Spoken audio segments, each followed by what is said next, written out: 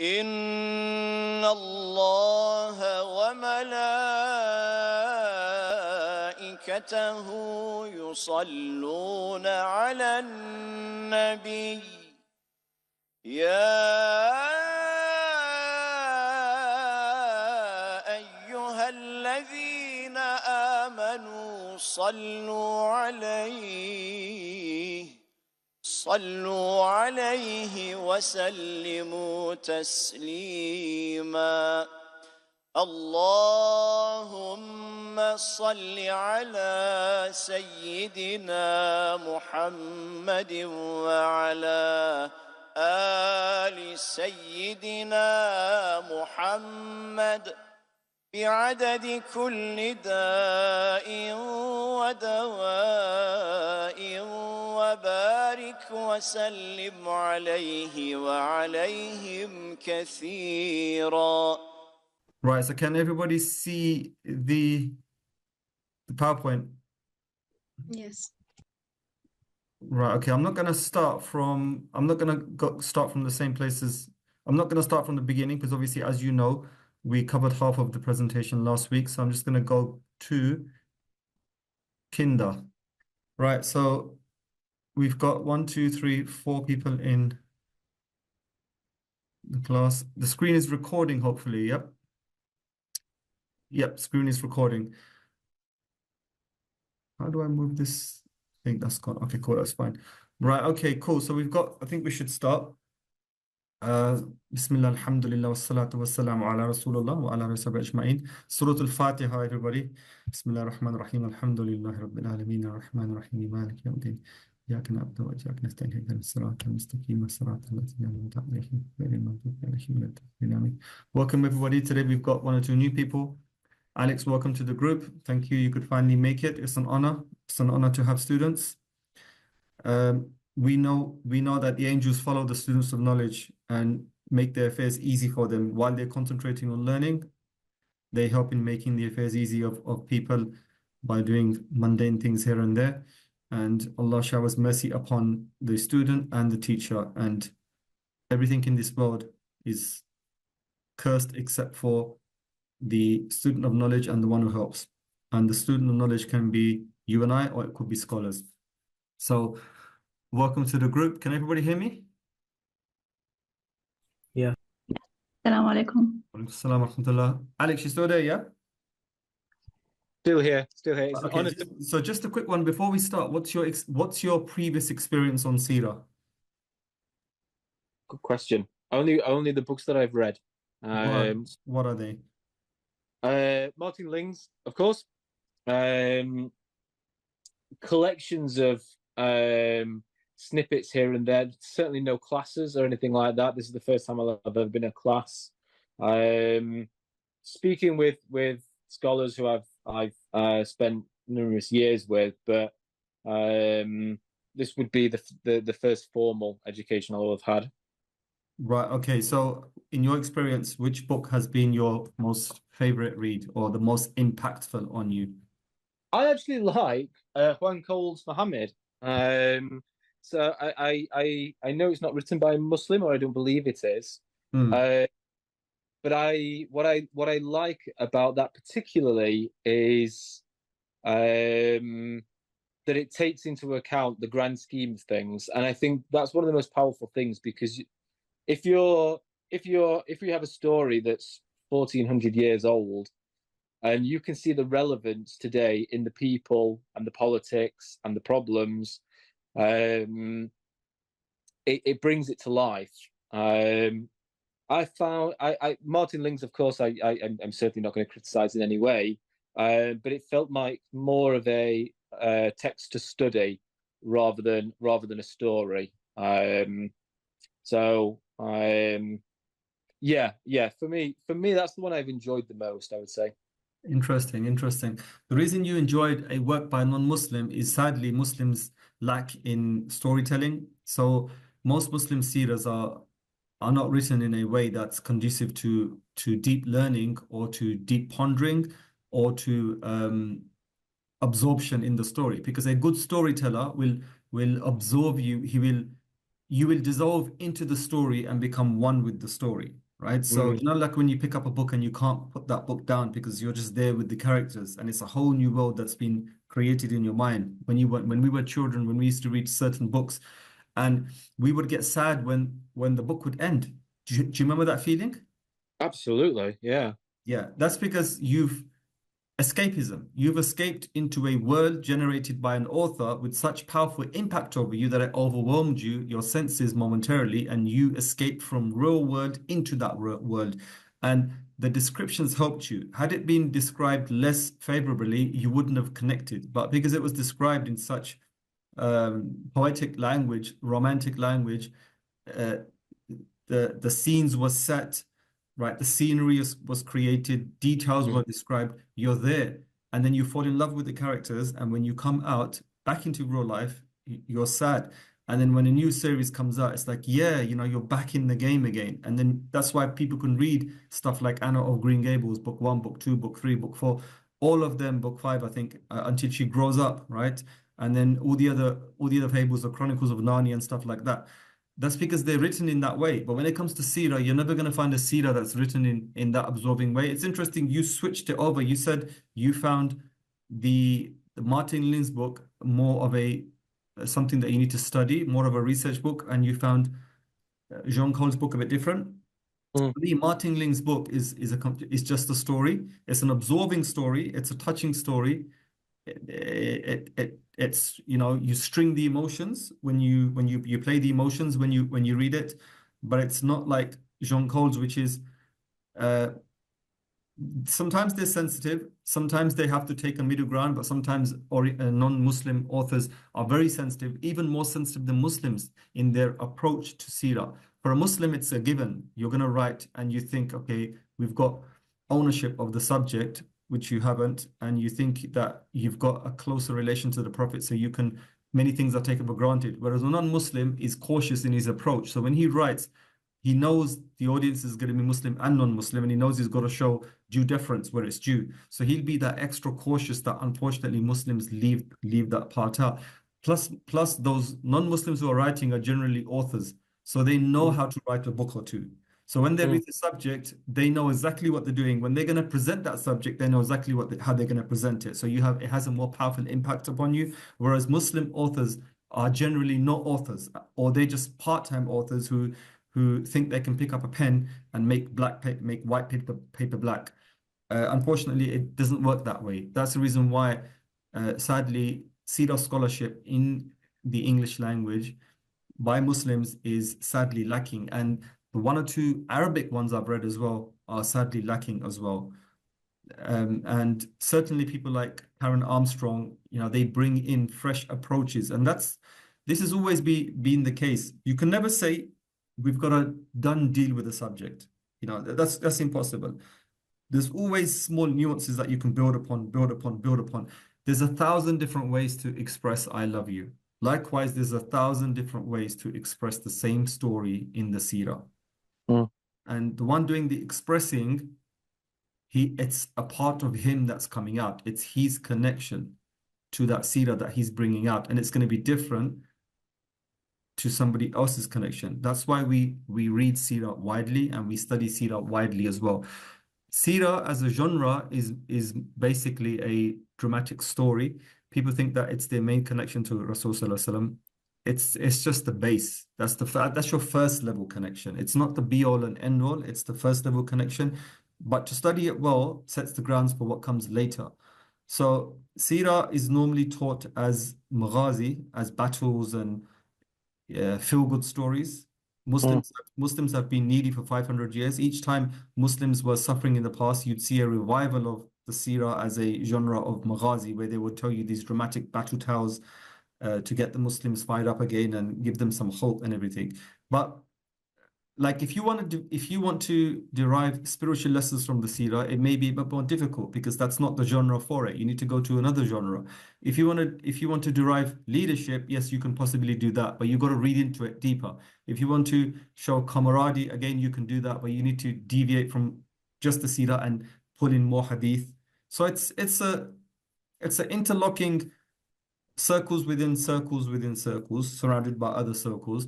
And the seerah is just the base. It's not the be all and end all, it's the beginning, right? It's the beginning. And it's not that deep. It's not that, you know, you're not going to get a full picture of it. You wouldn't even get half the picture of Rasulullah by reading the seerah. But what the seerah is just a base where you just, because we need mental imagery. We need to anchor ourselves somewhere.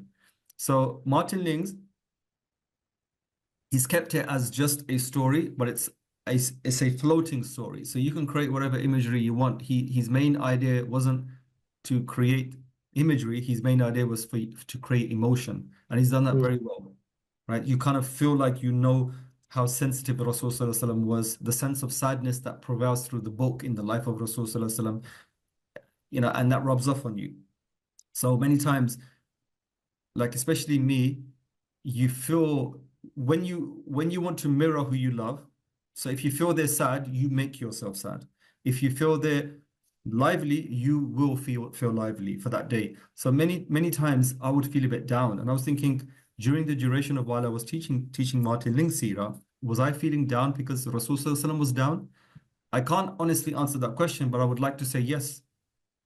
Right, so the prevailing feel in that book or in the life of Rasulullah is, yes, he was a happy prophet, but you see a lot of sadness in his life. Sadness for what's happening around him, sadness for us living today, and sadness even amongst his immediate family. That's his immediate family, and then Banu Hashim, or his tribe as well. So everybody takes away something different. For me, that was the overwhelming thing. Maybe that's not 100% correct. You know, somebody may correct me on that one, but it's all subjective. And that sadness isn't born of pity. It's a sadness born of worry and concern for the ummah and for himself and his relationship with God. So Muslims have many states. So a Muslim, and in spirituality, you're taught this, right? So you could have a Jalali state.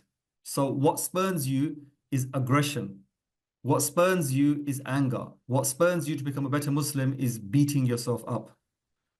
Then you can have a path that is Jamali, full of beauty and love. What spurns you is hope. What spurns you is love. What spurns you is being helpless in front of the object of your love. Right? So these are two different approaches, polar opposites. The goal is the same. The end goal is the same. Whereas with the seerah, if I come away with, for example, an overwhelming sense of sadness, as long as that gets me to Allah, that's the most important thing. Somebody could say, no, that's not what we see. That's actually not what you're supposed to see. Fair enough, right? But that's my subjective connection with Rasulullah. And there is some truth in that as well, because there was a lot of sadness in the Prophet's life. And wa alaikum assalam wa rahmatullah. But the end goal is a connection, and ultimately a connection to Allah subhanahu wa ta'ala, because the whole purpose of studying seerah is not just a feel-good story. It's much deeper than that. So that's why we read seerah widely. Unfortunately, even though Muslim sources are not that great when it comes to written sources, right? But we still read them. And the way someone recites the Quran to you, right? You could have the most powerful verse in front of you and it may have no impact on you. But someone with a powerful verse is going to recite that and it's going to shake your bones, right? So seerah's like that as well. So you may have some powerful lessons in front of you written by a Muslim that's not been very articulate. And then a non-Muslim says it and the word is so articulate, it hits you, right? But one thing you also feel when it comes to a non-Muslim is a non-Muslim has a spiritual state, and his state is one of negation, right? He's done kufr. So he will always have that doubt when he's writing the seerah, and you can feel that. So you're not really getting his state. The only state you're going to get from him is a state of reverence and of respect and of accepting that this was a great man, because they accept that. But you're not going to get a spiritual state, which you will get from a Muslim book, even though the Muslim doesn't articulate very well, right? You will still feel an openness. Some form of hal is changing hands here.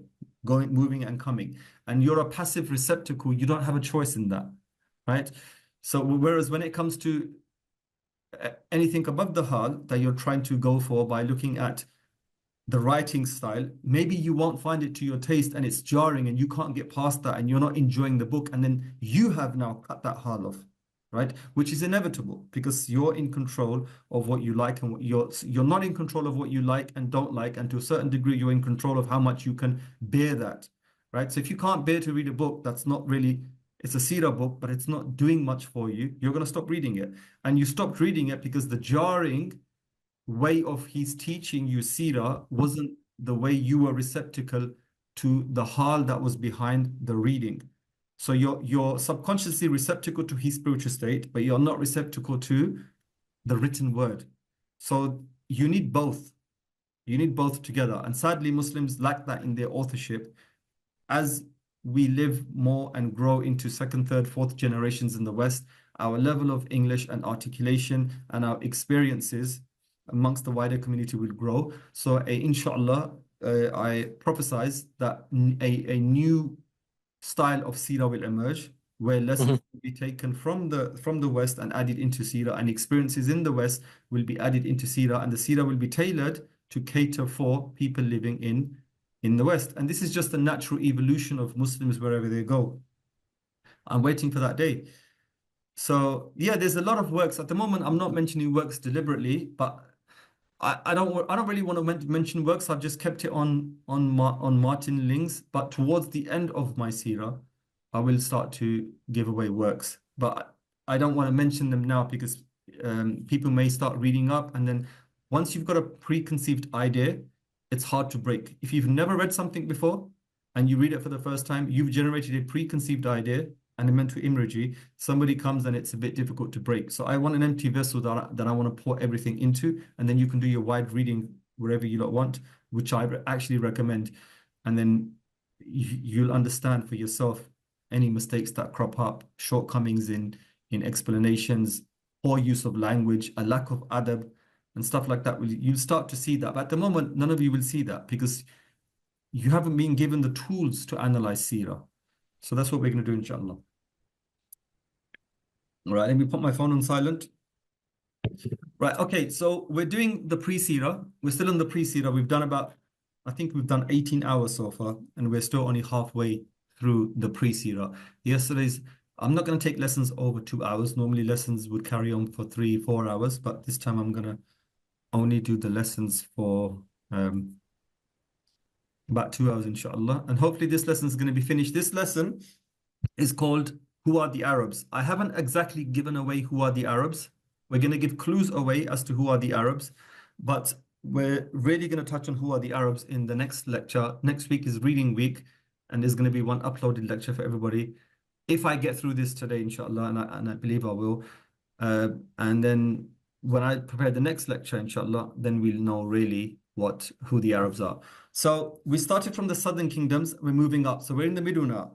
Now, everything that I've mentioned here, if I've covered it in a bit more detail than I've covered other things, that means it's important and you must know it, right? Other things you can drop, but anything that's covered in a little bit of detail, it's there for a reason. So you must learn it. And why? Because the dots will be joined through space and time.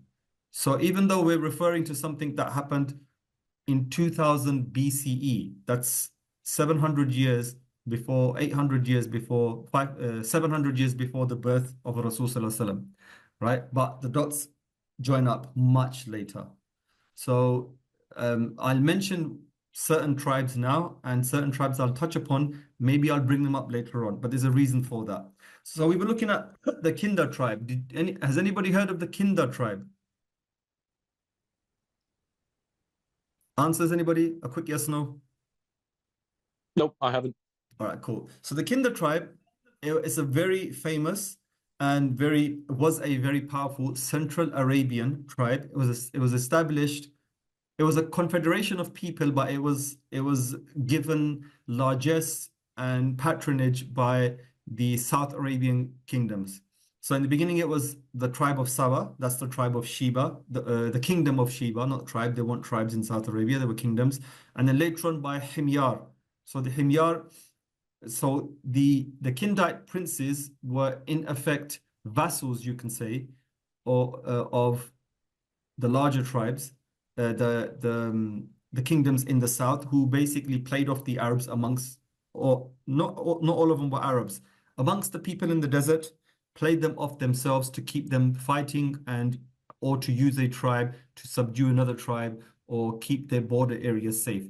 So Kinda was one such tribe.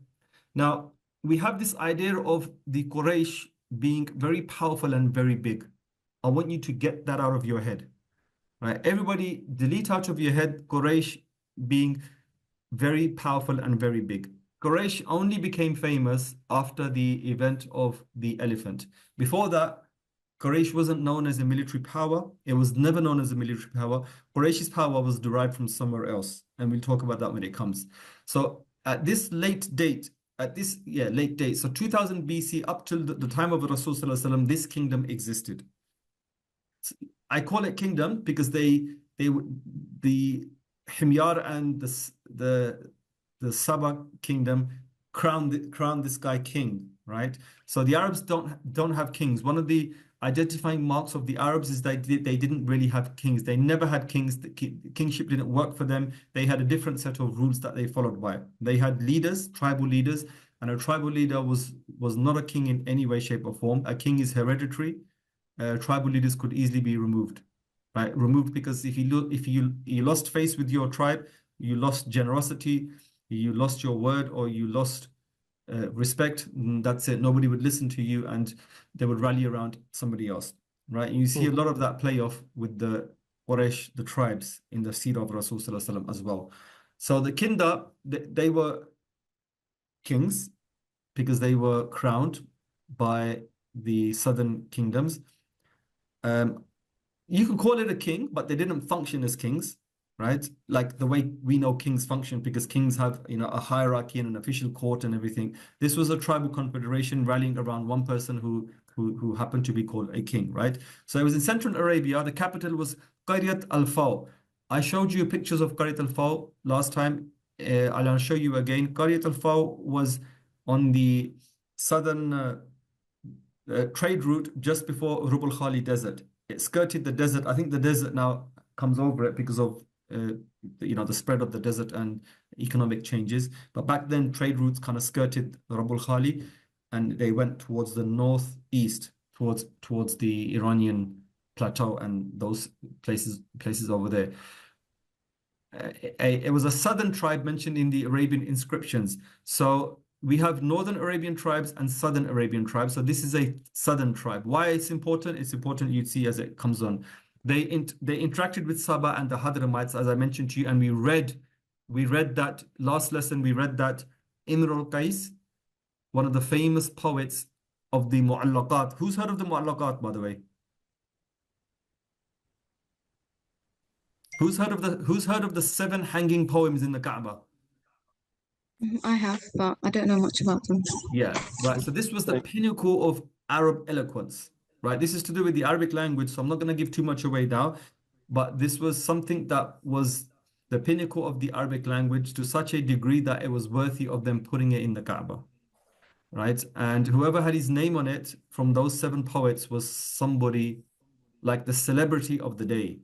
And you have generational celebrities, right? So you can have a celebrity, can't pronounce that name, celebrity, for like 20, 30, 40 years, or in your lifetime. Then you can have one that goes on for 2 or 3 or 4 centuries. This is that kind of a celebrity that goes on for 2, 3, 4 centuries. The crown prince of the Kinda towards the end of their reign was somebody called Imr al-Qais. Imr al-Qais' story we'll mention when we talk about Arabian poetry. And the Kinda tribe are important to remember because they were the first tribe, one of the first tribes to revolt during the Ridda wars. This is when the Rasul passed away, and they ended up revolting, saying, we don't want to pay the zakat we promised to pay the zakat to Rasul. He's passed away now, we don't need to pay zakat. Abu Bakr as-Siddiq fought them, right? And it was a very tense couple of years because the empire that, if you want to call it that Rasul, the early ummah that he had solidified, fragmented due to this right? So it was a very, very tense time. And it's interesting to know, you will only know why the Kinda revolted if you know the backstory, which is what we're learning now, right? Why would a tribe revolt? Back then, people become Muslims for two reasons. Either they genuinely believe and they're greedy, or they genuinely believe and are not greedy, or they genuinely don't believe, but they side with the power of the day, thinking they're going to get favors later on. And it's like in politics, right? For example, you support one group, and when they lose, you change sides, and now you belong to the other group. Every normal person will call you a hypocrite, but a politician will not call you a hypocrite, right? The politician knows why you've done that. You've sided with the winning team now to survive, right? So your policies and everything will change because you're now towing the party line. So the Kinda, who were great themselves, for 700 years, they had a name. They fought the Luchmites in the north. They fought the Hadramites. They had beef with the Himyar, right? They controlled all of Central Arabia, a very powerful confederation for up to 700 years. All of a sudden now they've been conquered by the Quraysh. And the Quraysh were never a name in history. Never. And Mecca was a tiny, tiny, tiny enclave with a tiny population. It wasn't on the map. It's not even on many old maps. And so obviously now Kinda's thinking we're going to join the winning side. Maybe at a later date we're going to get favors. Or even if we don't get favors, we're Muslims. So they became Muslims, but they rebelled and revolted. And you can understand better why, because they thought that they could rekindle their own name again. So by revolting and setting up your own shop again, you're your own boss again. You know, you're living your old glory. So that's the reason why Kinda was one of the first to revolt. The Byzantine Emperor Nonossus sent to area by Justinian. Okay, so Justinian, if you know Justinian, he referred to them as Kindinoi. At one point, they even capture Al-Hira from the Luchmites. Now, they're another big power. So we're going to mention them briefly, and then we're going to mention a whole lecture on just the Luchmites and the Ghassanids, inshallah. If I see that it's worth doing. They even capture Al-Hira. So that will tell you the might of this confederation. Al-Hira, they were financed, the Luchmites were financed by the Persian Empire. So if you're going to go head to head with a Persian vassal and a very prominent one, right? The foremost power or powers in Arabia at that time, and you give as good as you get, and that shows you how powerful you were. But sadly, Muslims don't know this tribe, right? Nobody who studies Seerah knows about this tribe. Imr al-Qais, the famous poet, was from Kinda and the son of the last ruler. We'll mention him in the lesson on poetry. Had a history of moving back and forth across the Arabian Peninsula. So sometimes they were here making trouble, then they were here conquering, then they were here making deals, trade routes, and all the stuff that these kind of tribes do. Conversion of some like Al-Harith ibn Amr al-Kindi to Judaism along with the Himyarites. So again, this is a subject I'm not going to touch on. We're going to touch upon it in a future lesson, inshallah. So in the southern border, by this time, very late in the day, a lot of the people became Jews. The rulers became Jews. That's the only clue I'm going to give you. And we know that some of them did become Judaism, or their aristocracy became Jews. The rest of them stayed pagans, or some of them became Jews. It's important to know, and we look at that when the lesson comes, inshallah. So in the 5th century, they established their own kingdom over the Arab tribal confederations of Ma'ad. Again, this name Ma'ad will come up when we do the tribal confederations of the Arabs. At the moment, fine, we're just joining a dot at a time, and then the whole picture becomes brilliant. Famous chief was Muhammad Mudikharib ibn Qais ibn Mu'akrib, right? I'm 90% certain his name was Muhammad, right? I doubt if I made a mistake. Somebody was asking, did anybody have that name before Rasul Sallallahu Alaihi Wasallam? And I said, yes, that name was known. It was a rare name and it was known. And then I gave the alchemy, according to the way I understood it, of that name. But here is an example of that name. This is where Kinda were. So the Kinda, if you look towards the bottom side, so they were not in the Najran area, because up to Najran and all of that area, on the right hand side is obviously the empty quarter, so nobody's going to be in there. But just underneath there were the South Arabian tribes, which we looked at last time. So they obviously weren't there.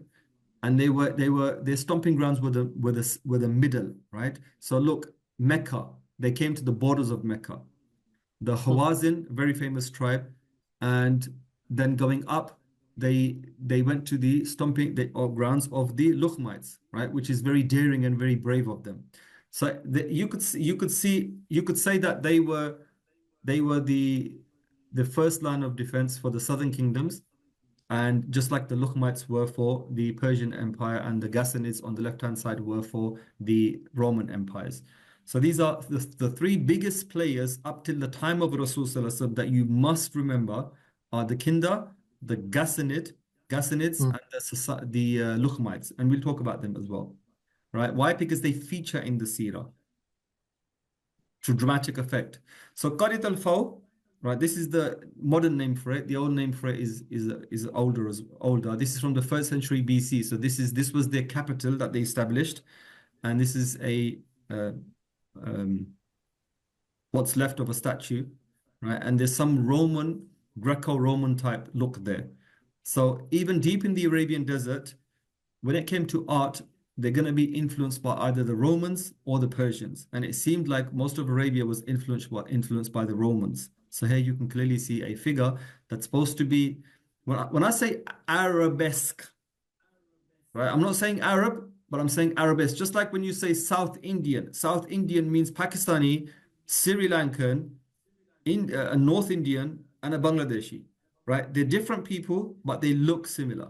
So when I'm saying arabesque, I'm talking about features of people that live in the desert that may be Arab, that may not be Arab. This is what's left of Qaryat al-Faw today. These are the ruins. These are the ruins of their capitals, right? So right. So on the left-hand side, you can see that's a wall that's either a pottery shard or a wall fresco, and that figure clearly looks like a Yemeni type, Southern Arabian type man, right? You can see grapes. You can see a dress that's not your typical Arab desert dress. And there's writing there in a script that's not Arabic. And he clearly looks Yemeni, and he's wearing something on his head. And if you look at what he's wearing, look at the guy on the right-hand side. Did you know that Saudis wear this on their head, by the way? In Saudi Arabia today, did you know that there are Saudis that wear this as part of their national dress on their head? Did anybody know this? Oh, well. Right, so you're all in for a treat today with the visuals I'm going to show you. That's a Saudi man on your right-hand side, by the way. That's not a Yemeni, that's a South Arabian Saudi man, right? And that's how they used to dress. Here's a wall fragment showing a Kindite king in the 1st century CE. So that's 2,000 years ago. Again, it's Greek imagery, but a lot we glean from these images. Right, so now we've done the south, we've done the central, now we're going to move to the extreme north. Now the Nabateans is very, very important in knowing the history of the Arabs. Does anybody know why? Anybody know why or have an idea or want to say something? No, I don't know. Nobody knows. Okay, don't forget this name, because this name's going to come up a lot, right? And there's a link that you couldn't even dream of, and then you're going to say, wow. Especially if you've read a lot of Seerah and read a lot of people talking about Seerah, when this link comes up, it's a mind-blowing moment when this link comes up. If you've never read Seerah, you're like, oh, okay, Nabateans. Okay, yeah, Ustad says Nabateans. And what's the Nabateans and what's so special about them?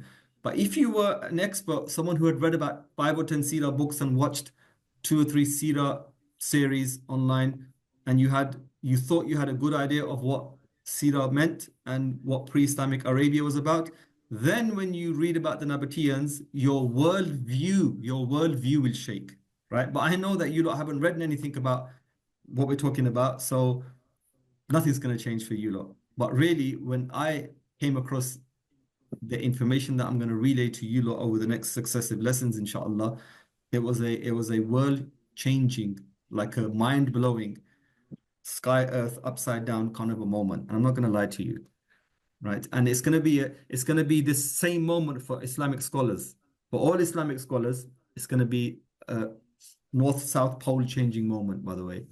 Right, so they settled the land of Edom in North Arabia between the Dead and Red Sea. Right, so just by saying this, we know that we're talking about the people that built Petra. We all know Petra, yeah? Mm-hmm. Yep. Right, okay. So the earliest reference of them was 312 BCE, possibly much earlier.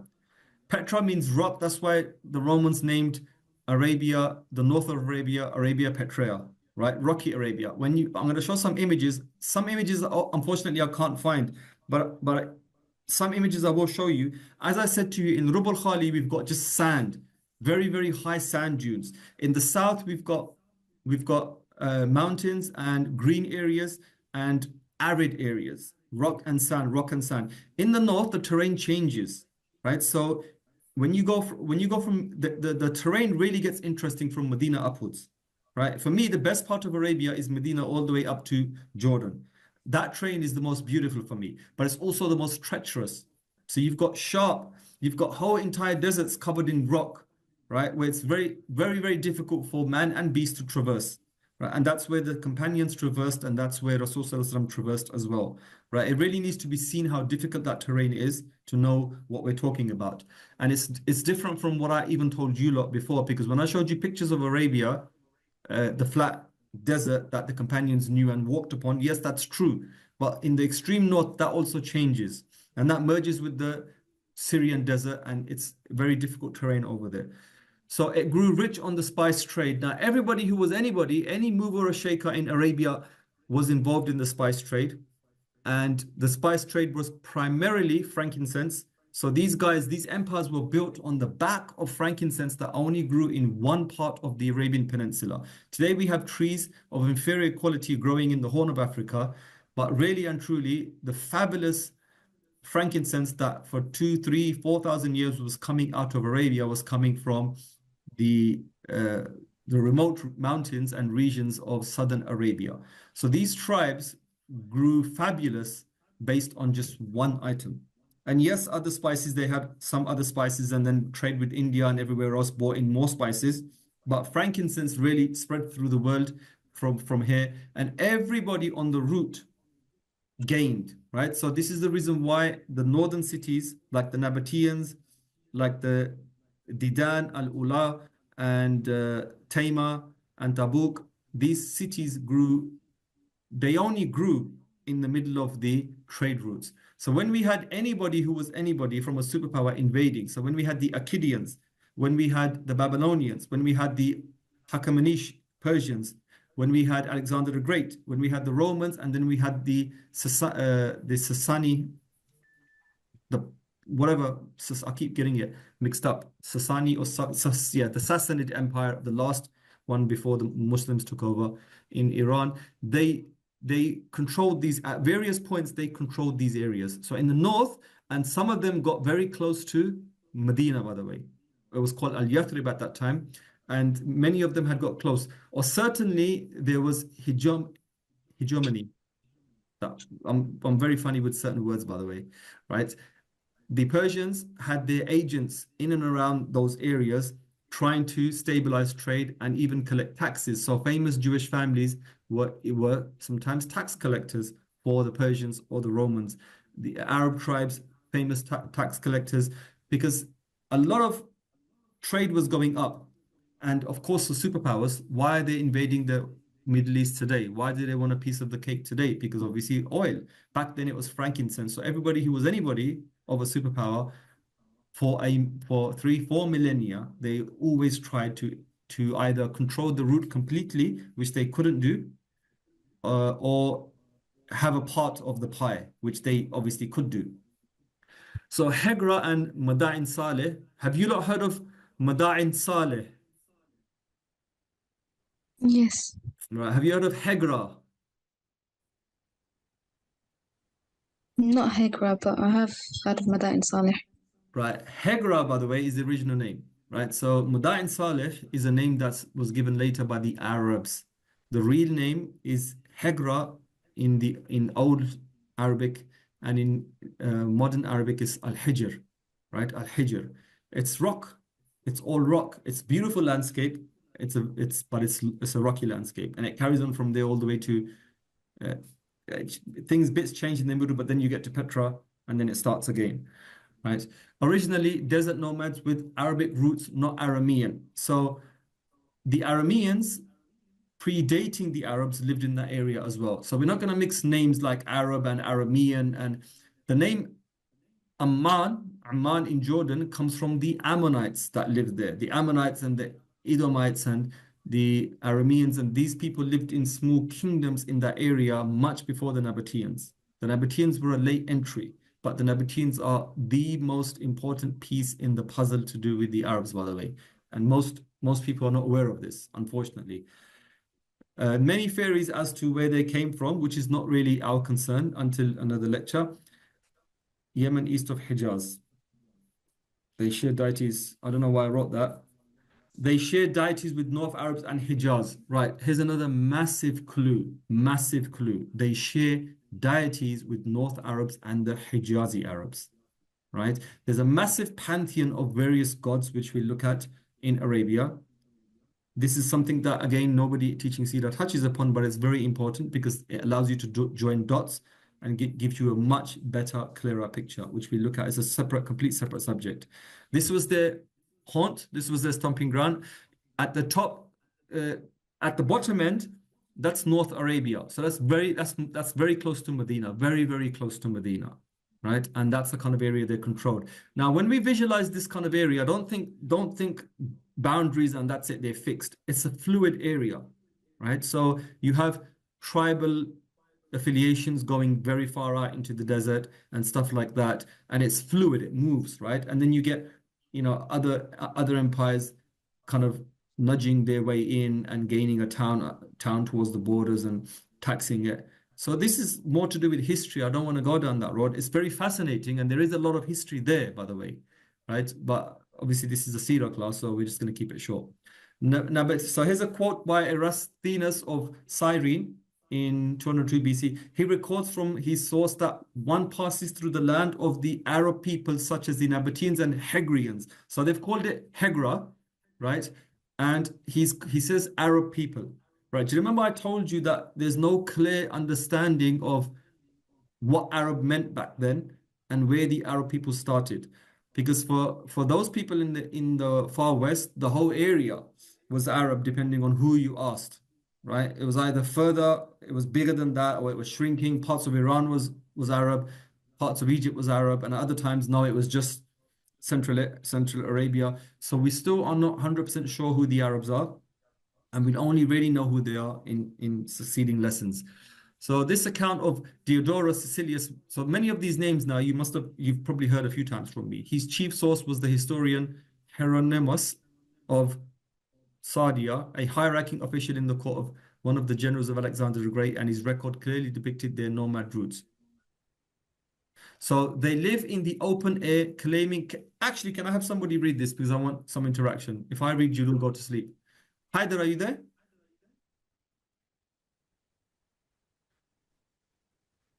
All right, can somebody... Alex, you want to do the honors? Yeah, let's do it. Oh. Right, Nabateans. Sorry, just bear with me 1 second. I'm trying to move your screen so I can see it all. They live in the open air, claiming as native land the wilderness that neither rivers or abundant springs from which it is possible for hostile army to obtain water. It is their custom neither to plant grain. What's happened?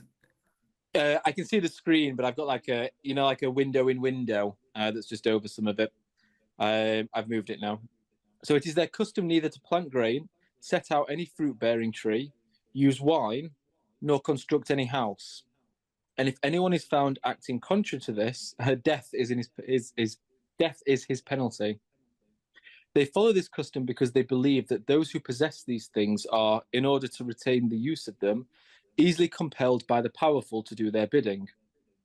Some of them raise camels, others sheep, pasturing them in the desert. They are exceptionally fond of freedom, and whenever a strong force of enemies come near, they take refuge in the desert, using this as a fortress. for it lacks water and cannot be crossed by others. But to them alone, since they have prepared subterranean reservoirs lined with stucco, it furnishes safety. Okay, excellent. So Diodorus, this is a long time ago. So this is around Alexander the Great's time, right? So my screen it does that quite a bit. It freezes. Just 1 second. So back then, the Nabateans hadn't taken root as a civilization, right? So they were desert dwellers. So this is the description given to them. Now, this sounds like Arabs. Just because it sounds like Arabs, it doesn't mean that they were Arabs, or it doesn't mean that anybody that does this in the desert has to be an Arab. Because if you were Iranian that had to move to a desert, you wouldn't be living the imperial style. You'd be living like the Arabs live. So this must be taken note of. Can anybody hear me? Can you hear me? Yeah. Yeah. Yes, we can. My screen kind of froze. It just opened up now. Right. So this is an interesting account. So this sounds like the early phase of the Nabateans when they were still very much people of the desert, right? And it does sound like Arabs also, or Northerners. Certainly it sounds like Northerners, not Southerners, because everything we know about Southern Arabs is different from what we're reading now, right? Now we're reading something that's completely the polar opposite of what we read about in the South. The South was abundant. In the South, there's rain. In the South, they also have permanent abodes. They have houses. They have rock fortresses, which still, the ancient design is still carrying on today. If you look at any picture of any houses in Southern Arabia today, right? Just look at the city of Sana'a in Yemen. That's a very, very old design that was back then as well, right? So now we're looking at a totally new style of people living in the desert that's completely different from those people who were in the South. Now, why am I emphasizing this? Because what do Seerah writers say? They say all Arabs came from the South. All Arabs came from the South. Looking at the South, nothing of what we learned so far is telling us that the Arabs came from the South, right? In fact, this argument here would have you say, well, the only thing, this actually sounds like Bedouin Arabs, right? So 3 centuries later, Strabo paints a very different picture. So now 3 centuries have gone past. Now Strabo is saying the metropolis of the Nabateans is Petra, which means rock, as it is called, for it lies on the site which is otherwise smooth and level. But it is fortified all round by a rock, the outside parts of the site being precipitous and sheer, and the inside parts having springs in abundance, both for domestic purposes and for watering gardens. Outside the circuit of the rock, most of the territory is desert, in particular that towards Judea. Here too is the shortest road to Jericho, a journey of 3 or 4 days, as also the palm grove. The palm grove is Tabuk region. If you look at the pictures of Tabuk and Al-Ula, it's completely covered in date palms. It's really beautiful to look at. It's a dramatic mountainous, not mountainous, like high rock scenery with palm. It's the most beautiful part of Saudi for me. Arabia, I should say. A journey of 5 days. Petra is always ruled by some king from the royal family, and the king has an ambassador of one of his companions who is called brother. The Nabateans are a sensible people and are so much inclined to acquire possessions that they publicly fine anyone who has diminished his possessions. So this is the exact opposite now of what they were doing 3 centuries earlier.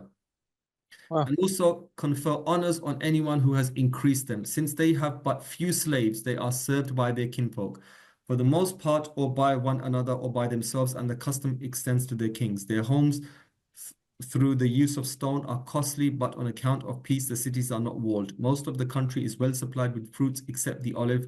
They use sesame oil instead. The sheep are white fleece and the oxen are large, but the country produces no horses. Camels afford the service they require instead of horses. They go out without tunics, with girdles about their loins and with slippers on their feet. Even the kings, though in their case the color is purple. Purple is known as the royal color. Yep. Anybody say something? Sorry, that might have been me just nodding in agreement. Right, yeah. So purple is a royal color. Since the ancient times, purple was always assigned to royalty, right? So he's talking about the place being very regal now. 3 centuries ago, there were almost nomad barbarian deserts, right? What we read here compared to what we're reading here now by Strabo 3 centuries later. So now it seems like they've prospered off the spice trade and they've got a city. Petra is world famous today. But what most people don't know is that Petra was a lost city. It was a city that had we had lost any idea of where Petra was. And it was I think it was the British, certainly Europeans, but I think it was the British that founded again, right? They asked some Bedouins, and the Bedouins said, yeah, there's a lost city in the desert somewhere, and they made a deal with them, and they showed them this city, right? So it's amazing how something that's so pivotal for the spice trade, that prospered due to the spice trade, and that is pivotal in more than one way, right, was completely lost to human civilization for a long time. And how many people have passed through that area? It was on the trade routes. And how things change. A very busy expressway for the best part of 2,000-3,000 years, all of a sudden, that city is lost to the world. How and when is another story, but it's fascinating to think of it like in that way. Diodorus said, while there are many Arabian, now take Arabian here with a pinch of salt, many Arabian tribes who use the desert as pasture, the Nabateans far surpass the others in wealth, although they are not much more than 10,000 in number. For not a few of them are accustomed to bring down to the sea frankincense and myrrh and the most valuable kind of spices which they procure from those who convey them from what is called Arabia Felix, South Arabia. Right. Who knows what this picture is? Anybody know what this picture is? Petra? Petra. Okay, so what do the Arabs call this picture, by the way? This building, what do the Arabs call it?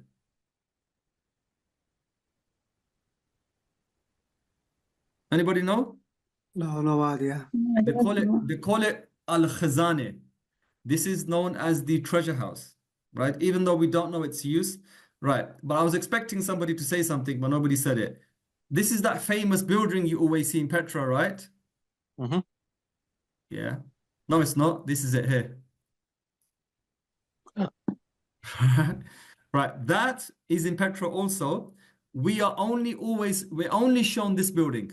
We're only, pardon?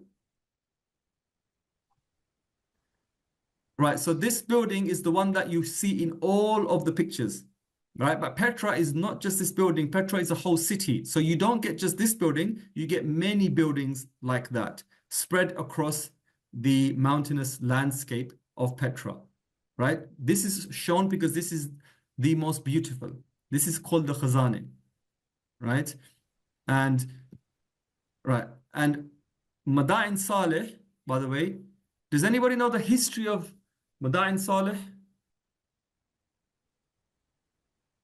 No, I don't know.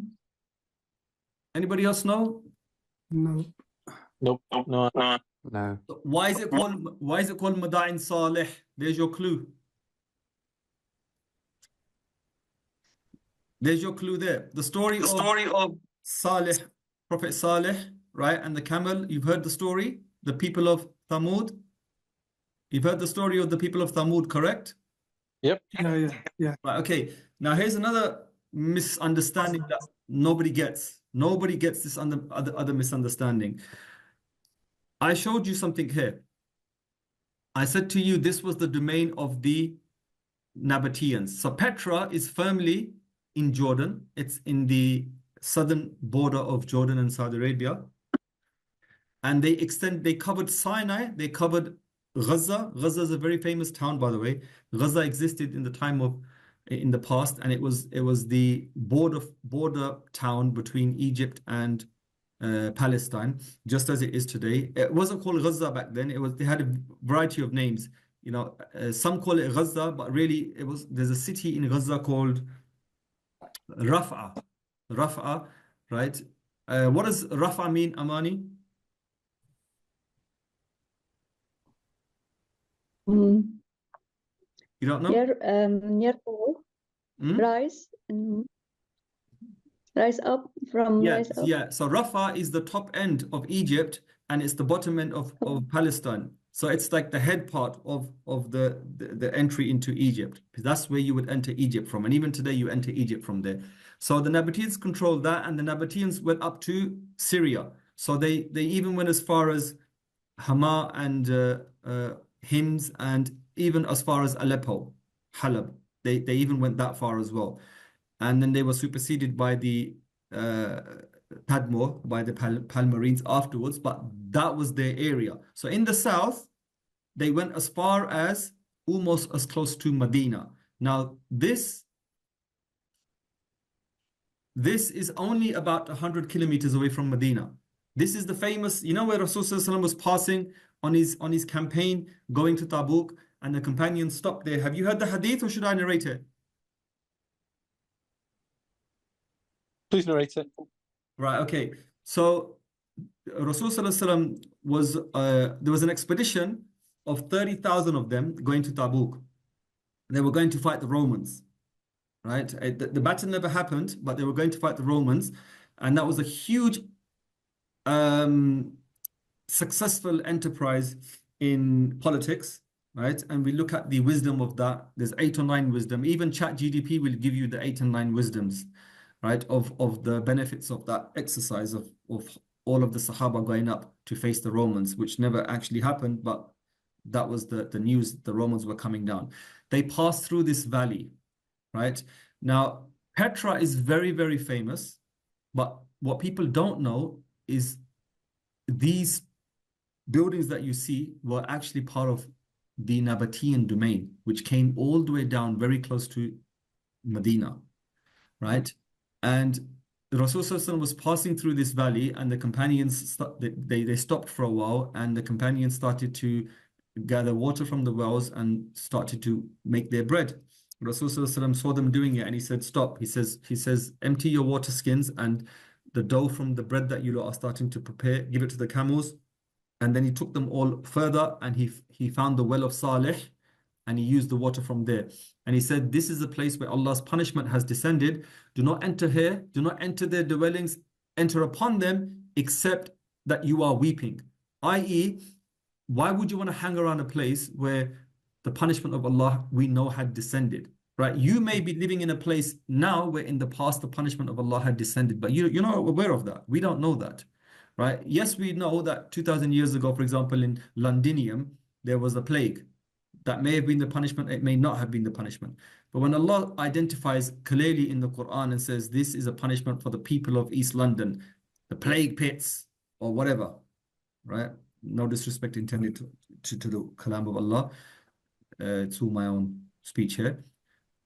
And then you wouldn't really, as deference to Allah, you would say, you know, if Allah has cursed this place now, I don't want to live here.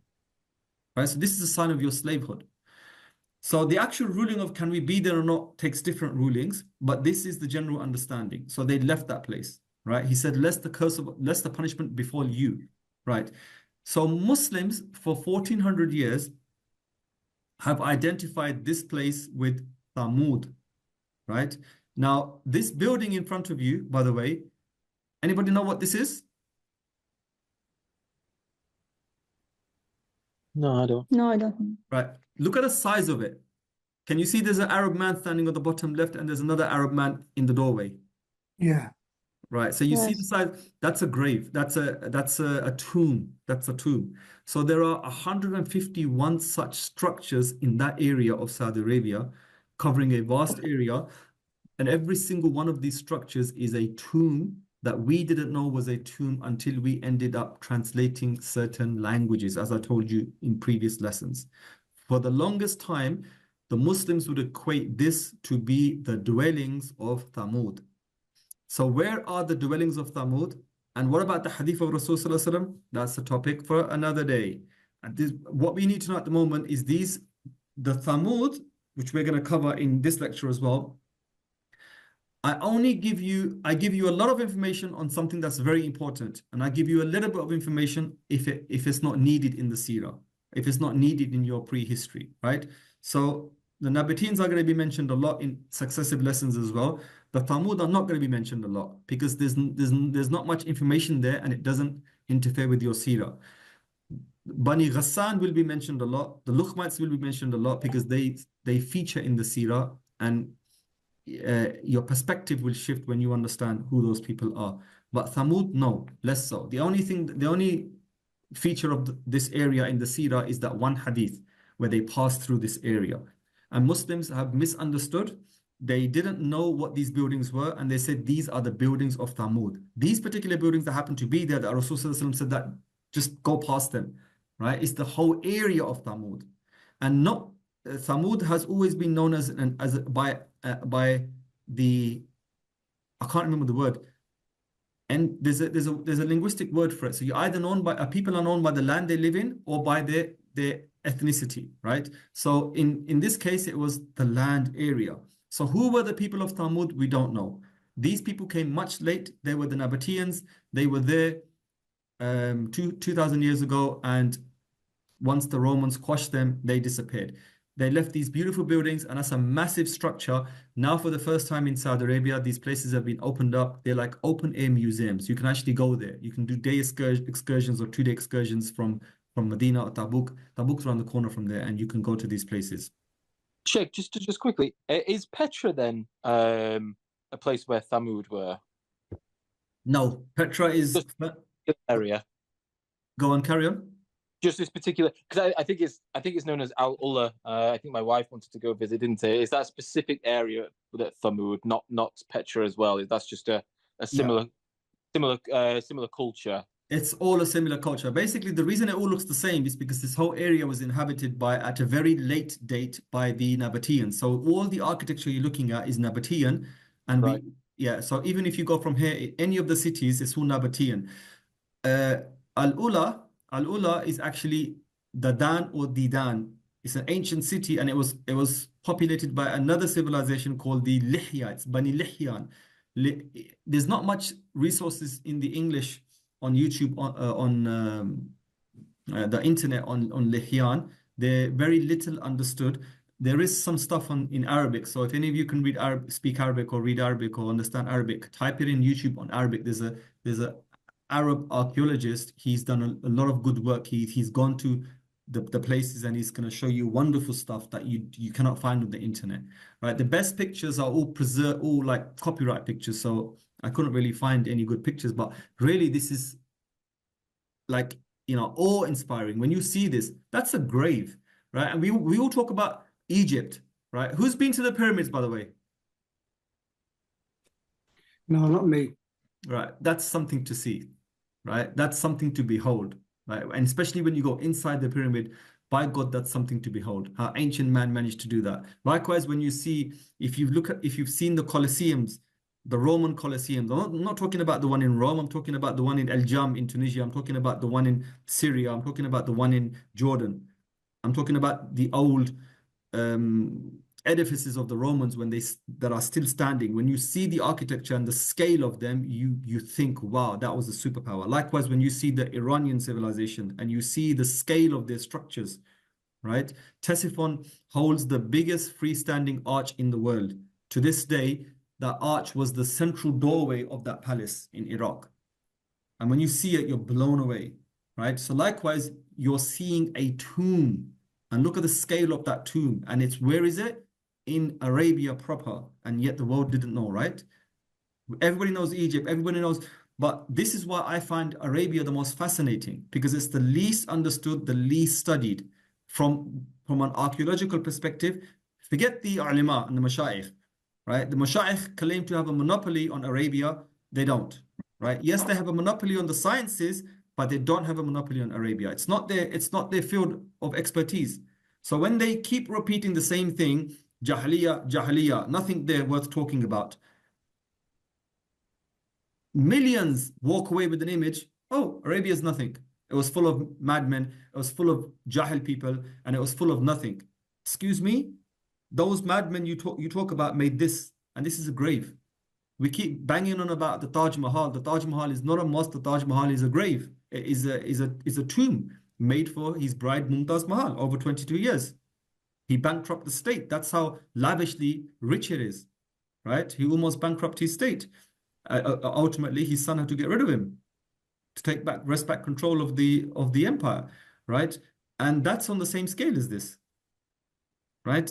This is one tomb by people that we would like to believe are jahil, that had nothing worth talking about.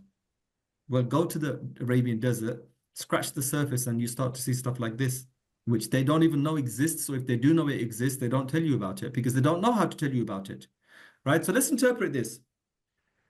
All of these buildings, this building doesn't have much to to say, all you can see is you can see design elements of Rome, clearly, right? You can see the Nabateans, because they did business with the Egyptians and the Romans, obviously you're in awe of bigger civilizations than you, so they had the architecture of both. All of these tombstones, all of these tombs have stairs, and it's always 1, 2, 3, 4, 5. So you have 1, 2, 3, 4, 5 stairs. Can you see the stairs on the top going both ways? That's to help the dead. That's to help the soul of the dead ascend the stairway to heaven, so to speak, right? That's why they're there for. I told you the whole region is beautiful. This is that region. So when from Medina, like you can Google Earth this, right? You know, the Harra and everything. You can even YouTube video away and people's journeys on the highway expressway going to Medina. You can see outside left and right of you how it's plain. Then when you get to Medina, the mountains start, right? They carry on. So then you get to Khaybar. Khaybar looks like this. Khaybar is where the famous battle happened with the Jewish tribes. Khaybar, they owned a fabulously rich land. This is the divide between the Sunni and Shia, because we have, which surah is it in? Surah Anfal, right? يَسْأَلُونَكَ عَنِ الْأَنْفَالِ قُلْ. Allah is telling them, basically, this fabulously rich land from the Jews came into the possession of Rasulullah, and there's a difference between al-mal fay and al-mal ghanima, right? And the rulings are different. So this came without fighting. The Jews said, there you go. So now Rasulullah has this land, and then the rules of it came down in the Quran, Surah Anfal, right? The opening chapters, they ask you about, you know, like the land that you acquired without any horses having run over them. Say it's for Allah, and then it's for the wal masakil was sabil. Allah has given the rankings, so the Sunnis hold on to this. The Shia have obviously their own understanding because they believe it belonged to Rasulullah, right? And we say yes, it belongs to Rasulullah, but after he's passing away, it goes to the state, as Abu Bakr as-Siddiq said, right? Fatima Zahra salamullah alayha went to ask for her property. She said, "Where is this?" We're referencing everything that the Prophet left behind. Abu Bakr as-Siddiq said, "Sorry, he leaves nothing behind." He said that the prophets leave no dinar or dirham, they leave just knowledge. So everything that was in his custodianship now goes to the state. And this is where the Sunni and Shia to this day, they're fighting about this, right? This is what the lands look like. When we get to the topic, I'll show you more. There's no need to research it now because we've got a lot to learn and I don't want to saturate your brains with stuff that's out of sync, right? So for me, this is the most beautiful part of Saudi Arabia. The terrain is mixed, it's rugged, and it's green, and it's beautiful. Al-Ula is like this, by the way, right? And there's markings of many different civilizations here, right? So this is the reason why we don't know anything about Thamud, and we don't know much about the Lihyanites, so we can't say for sure who they were, but we'll talk about that as we go on. So here are the tombs. Can you see? Look, 1, 2, 3, 4, 5, 6, 7, 8, 9. One was half carved. 9, 10, 11, 12, 13, 14, 15 tombs here, right? There's 151 different tombs in the area that we know as the dwellings of Thamud. And none of these go back to Thamud. They go back to the Nabateans. It was their necropolis, whatever, right? Can you see the stairway to heaven? This is the dramatic scenery. I love it. I just love this part of Arabia so much. Right, so when the companions were traveling through here, they would need guides to take them through these places, these little corridors. Otherwise, you get lost. It's so easy to get lost here, by the way. You need guides. Each step of your journey, right? It's not a simple thing of, oh yeah, the Sahaba used to plan trade tips. Get 10 camels together. Right, off you go. We're going to Syria, and then in the winter in the summer we're going to Yemen, and in the winter we're going to Syria. It's not that easy. The logistics are very cumbersome and very detailed and intricate. And if you get your logistics wrong, you're not coming out of that desert, right? You're going to become bleached bones in that desert, right? So the fact that the companions would survive traversing here alone shows you how much they were in tune with all the surrounding tribes, because don't forget, you're going through their areas. If they don't want you going, they're taking your goods and everything and killing you, and your women are taken and sold as slaves. Right? So you have to have agreements with every very tribes on the way. You've got to pay off the bandits and say, look, here's your money, protection money, we're passing now, and stuff like that. And once you get to these areas, obviously not every tribe knows every area. You've got to make alliances with other tribes who make you go past these areas, right?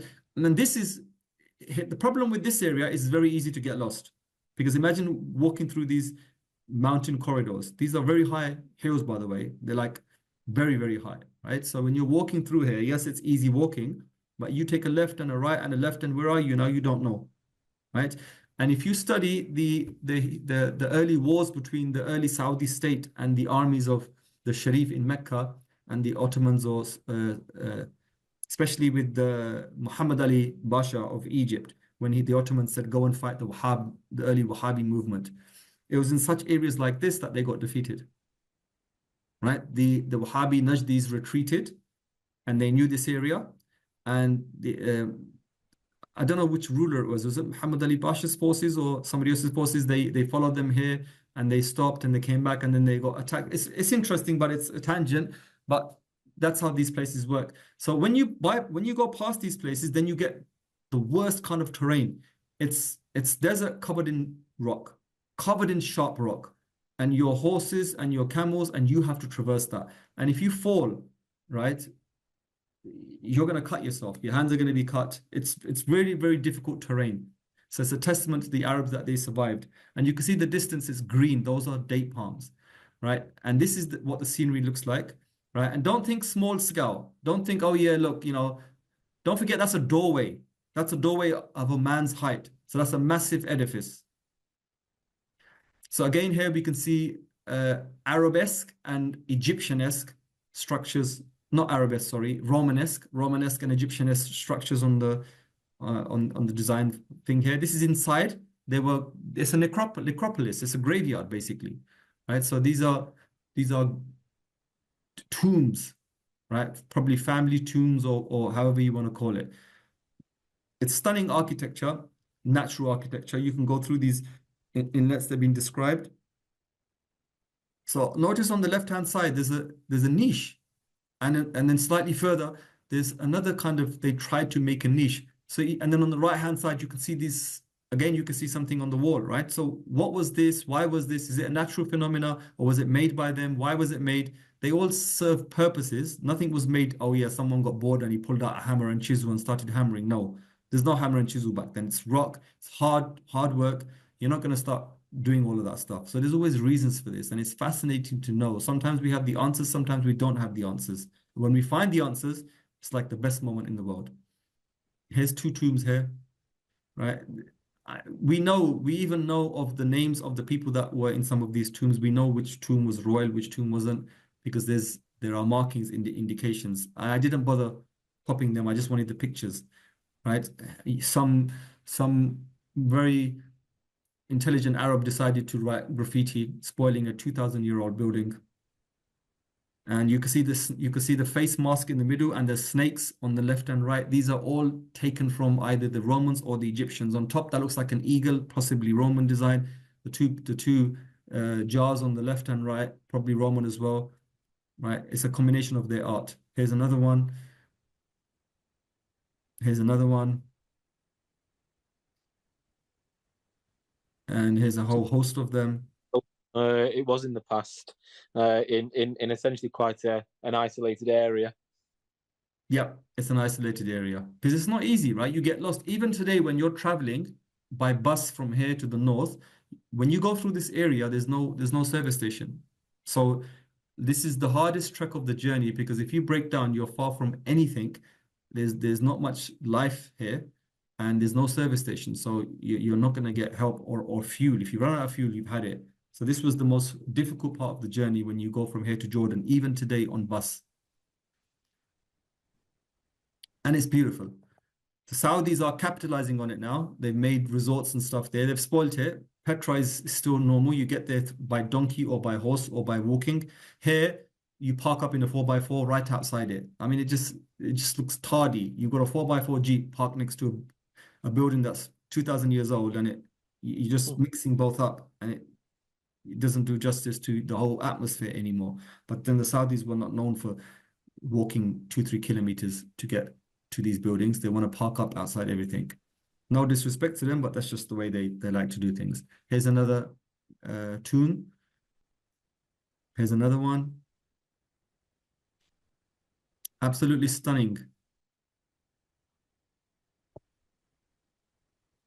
So this is the Nabatean Empire. So it covered parts of Syria, Jordan, Northern Arabia, and Sinai at its times.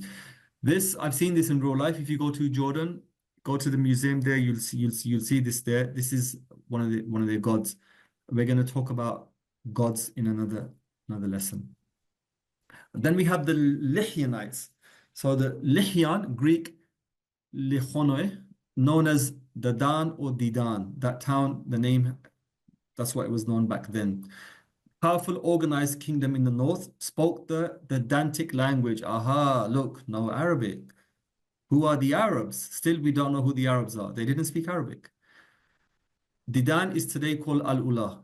It's 110 kilometers from Tamar of the Jews. Remember we read that statement? Tamar of the Jews. Right? This is Tamar. On the whole area is just fascinating. Right? It was one of the most important caravan centers in northern Arabia. At one point were the enemies of the Nabateans. So there was always trade-offs. They're tiny towns. They are literally tiny, like very, very small towns. Even today, they're very small. Back in the day, homesteads, right? But they were at war with each other. So at any one time, like a kingdom would come and take that one town, the other town would be free. But then somebody else would take the other town, and then they would become free again. And then they would be under, like, why? Because they were very rich towns, because trade had to stop there. You could see them as service stations. So anybody who wanted to control the trade routes needed to control these towns. This is a statue we found there. So look at the clothing style. That's what they used to wear, a futa. So we're not sure of the chronology, so nobody can be sure. And I bypassed it because it doesn't really concern us. There's no mention of it in Seerah, and it doesn't concern us in anything that we need to know additionally to what we do know about trade. Between the 6th century BC and the 3rd century BC, they disappeared, right? So we don't know exact dates, by the way. So I confused what I wrote here. This plate, it mentions an Arab name, right? Gisam, king of Kedah. Kedah, anybody heard this word before? No, Kida. Right, you disappoint me. You disappoint me because I had mentioned this name before. Kida, oh yeah, you said to remember that name. I remember Yeah, now. I told you not You to said- remember that name. Yeah, you said we need to remember that name. Yes. Right, so Kedah, in other statements, they say king of Arabs. Right, king of Gesam, king of the Arabs. So that name, if that's an Arab name, then Old Arabic, they'd be able to translate that name into its proper Arabic. Right. What's also very interesting, this is from the 5th century BC. The name of the Arabian goddess Allat is engraved into this thing. So from 2,500 years ago, the name Allat, and that name surfaces a lot in the Seerah, right? The Allat, 1,000 years later, in Mecca, the Quraysh are worshipping a deity called Allat. Now, the Arabs, by the way, we're going to go through a very famous work written by an Arab about the gods of pre-Islamic Arabia. Allat, according to the author of that book, is a very late deity. It's something that was probably 400 or 500 years before the time of Rasulullah, right?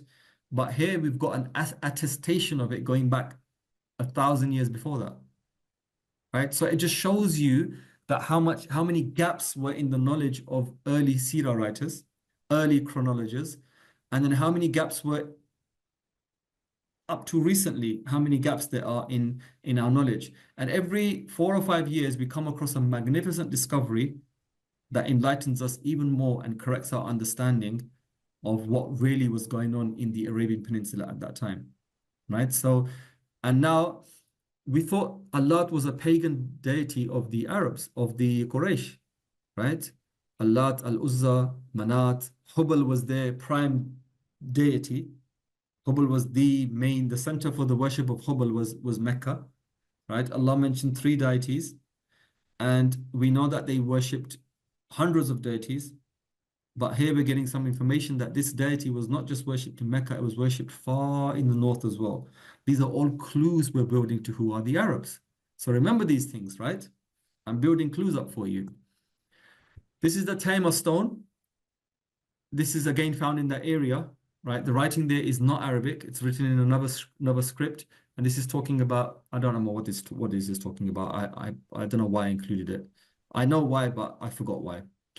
The Al-Hamra stela also, this is in the area. This is to do with the Lahyanites, by the way, right? So this is to do with the Lahyanites celebrating something of theirs, and this is also to do with the Lahyanites. So Bani Lihyan, you can see this particular stone has a sign that is famous. If you look at the Iranian civilization on the top right-hand side, have you seen that sign? Yeah. Do you remember I mentioned it? I mentioned it in the previous lecture.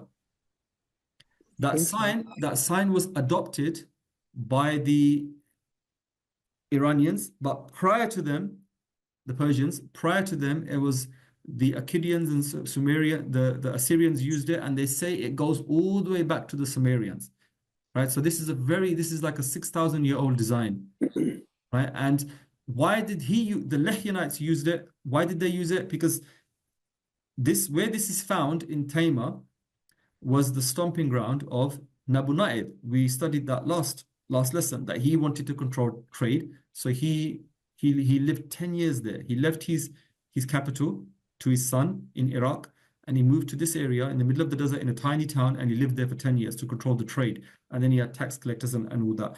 So this is a mixing of civilizations now. Also, you can see that wheel on the right-hand side, they're probably stars, right? Because those areas worshipped stars, right? The story in Ibrahim alayhi salam's story, he saw the star and then he said, that's my God. And then the star set and he says, I don't worship what sets. And then he sees the moon and this is my God. And then it also set. And then he sees the sun and then it also set, right? So this is those civilizations, right? Or if it's translated, they use symbology and it's translated according to their own civilization. There's a story behind it. He's celebrating his God, himself and his God, or he's asking protection from him, from one of his gods in this stela. This is a picture. This is what they look like. So this is the part of a statue. This is from between the 6th and the 3rd century, originally part of a massive 4-meter high statue carved from a single block. Extremely expressive features such as the eyebrows, eyes, nose, and the mouth, along with the ears and hairstyle held by a band, exude a powerful and realistic aura. The carved eyeballs retain traces of the pupils' modeling. Preserved fragments of similar kind indicate that these statues were dressed in a waist-bound loincloth with a slanted trimming ending above the knee and secured by a double belt. So you should try to remember what these dress styles, right? Visualize this dress style. Don't visualize a Saudi in a pristine thobe. Their overgarments had short sleeves, arms, forearms, and fingers were adorned with carved bracelets and rings. Traces of paint, as seen on the belt fragment from Taimur, indicate that these statues were once entirely or partially painted. The smooth backside of several fragments show that these statues were positioned against a wall, rendering the side invisible. Right, so that's Lihyan. There's not much more we need to know about them. Ghassan, Bani Ghassan. Who's heard of this tribe before, or this confederation?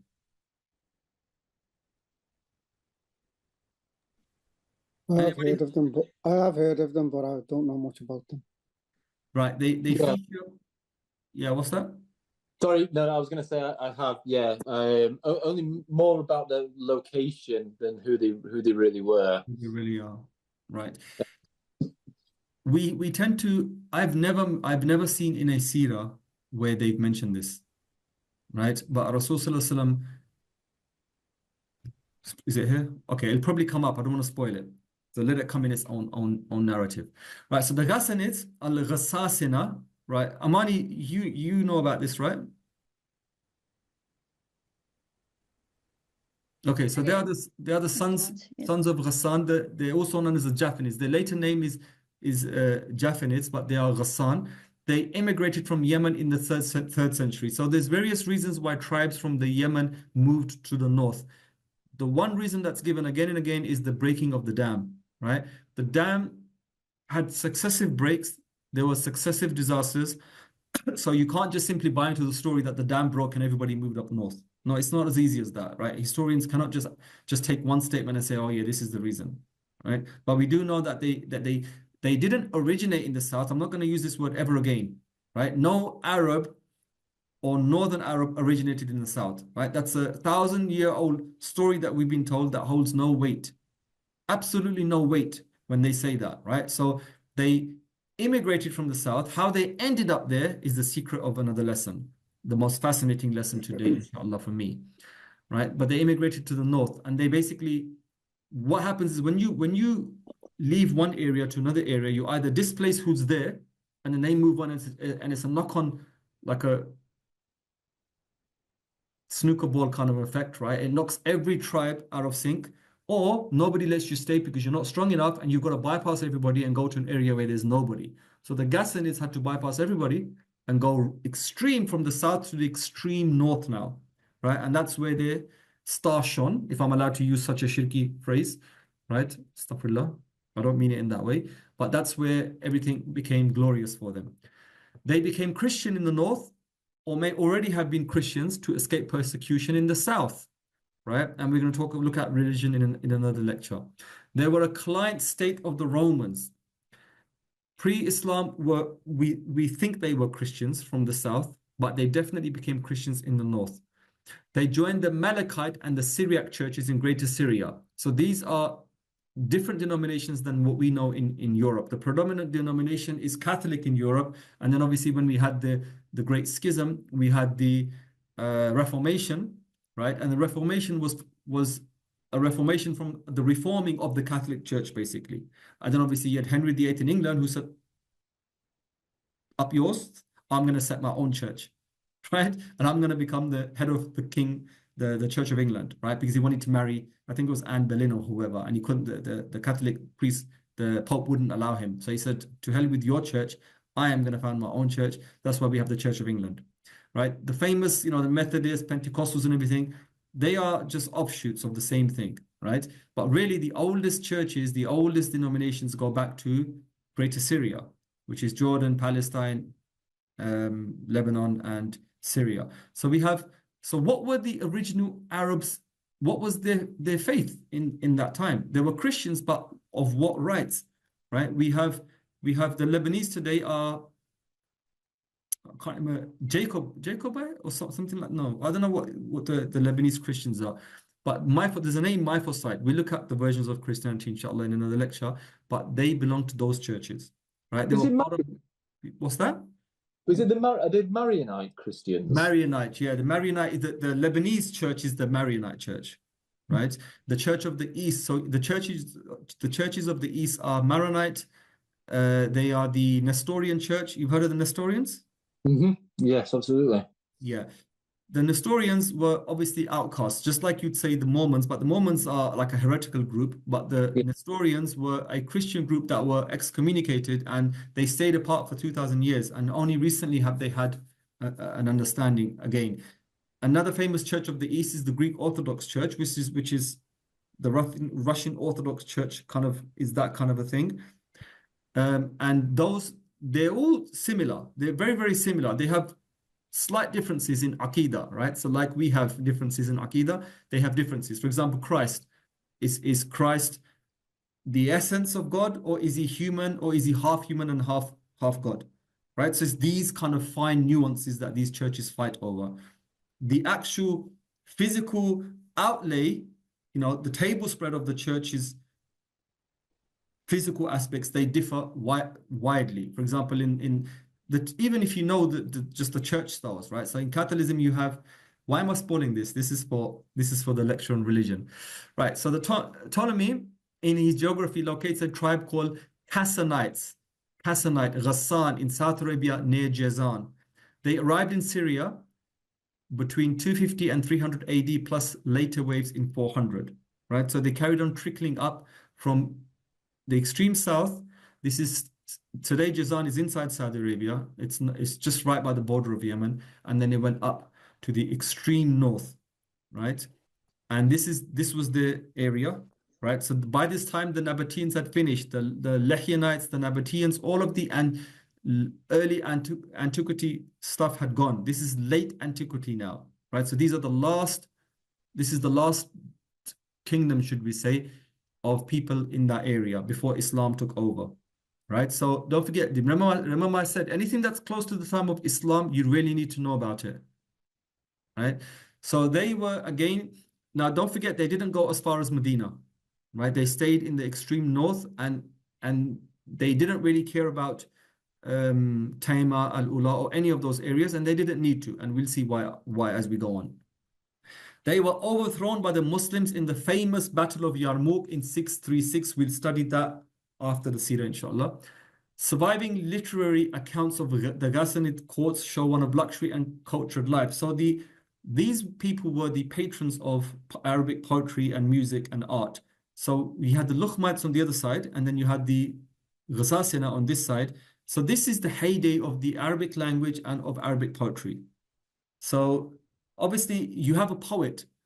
He's going to produce small-scale poetry. It's not going to get famous, right? And he's got to push a few cows to bring home the beef, right? So he hasn't got the luxury of sitting down and producing great verse. It's only when you end up in these courts and they give you patronage that you have the flowering of Arabian poetry, where you have them praising the king or the chief or the ruler or the tribe or the camel or the girl and the ruins. And that's a beautiful subject we look at when we get to poetry, pre-Islamic poetry. The Ghassanid courts were, right. Now the battle, why you need to remember this is because this is the battle that the Rasul Sallallahu Alaihi Wasallam sent an envoy to these people, and these people killed the envoy. Now the famous story you've heard about the whole entire Roman army. Who's heard that the entire 100,000 Roman soldiers were rounded up for this battle? Who's heard that account? Yes, I have. Yeah, you've heard that, right? When the Arabs went to the north to face off the Romans, and 1,000 Roman soldiers, 100,000 Roman soldiers mobilized, right? Right. That's I think the historian who was writing that had one too many dates, right? And added one too many zeros, right? That's impossible, and we look at those numbers in detail. Why? Because I don't want to spoil the flow of the lesson, but that's interesting. They went up to fight these guys in the Battle of Muta. You've all heard it, in Jordan, and three famous Sahabis were killed, and it was very testing time for Rasul Sallallahu Alaihi Wasallam because his own son, adopted son, died. And there's a very emotional story of how he goes into the tent and goes to he asks the woman, bring the children forth, and he hugs them and smells them, and then she catches on that, is everything okay? And he just starts to cry. Rasul Sallallahu Alaihi Wasallam just starts to cry, hugging the children, because this is where Zayd ibn Haritha died. Ja'far ibn Abi Talib, his cousin, died. And Abdullah ibn Rawaha, famous companion, died, right? There was only 3,000 of them. And obviously we're talking about the Ghasasina, who had the Romans behind their back, right? So you're not fighting small fish now. And the Rasul knew that this was going to happen, right? You're fighting a people that are aligned to the world's foremost superpower. Just like now, when the Arabs are fighting the Jews in Gaza, right? Who is backing the Jews? The Americans. So the Arabs don't have a chance at all, because the Americans have fully got the back of the Jews with technology, money, and everything. Likewise, you're going to fight the Ghasasina. The Ghasasina are not small fish, right? It's not a small tribe like Bani Thaqif, or who were very powerful as well. The Hawazim, another very powerful tribe, but they're equals. Now you're fighting the boys. You know, the Romans are like, that's my boy.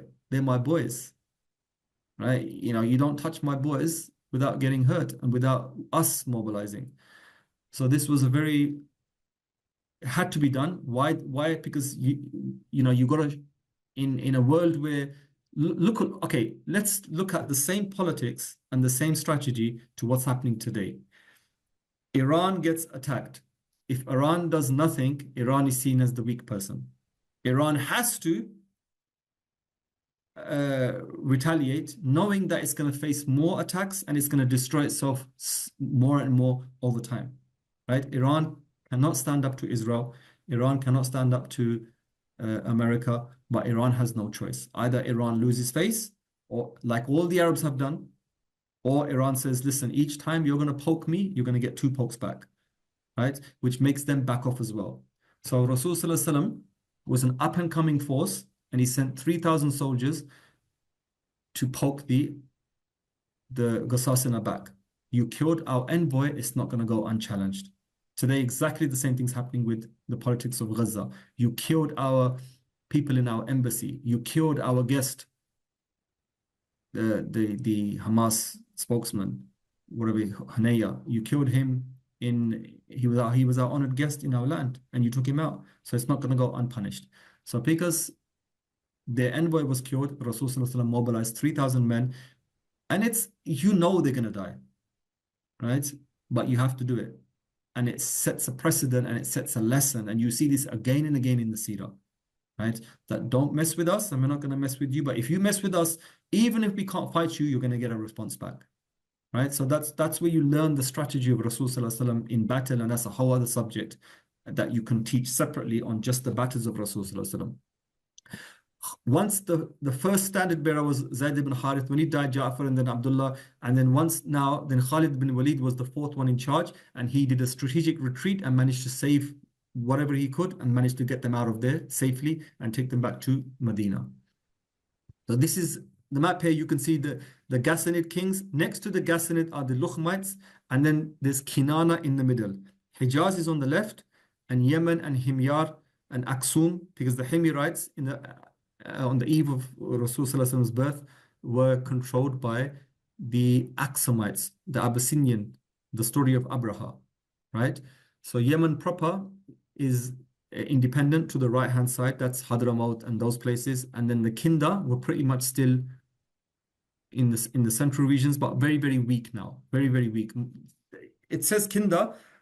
By this time, Kinda was just a name. They had just taken refuge in fortresses and valleys and ravines in the Yemen proper, and they were just fighting for small bits of land because they wanted that title, king still.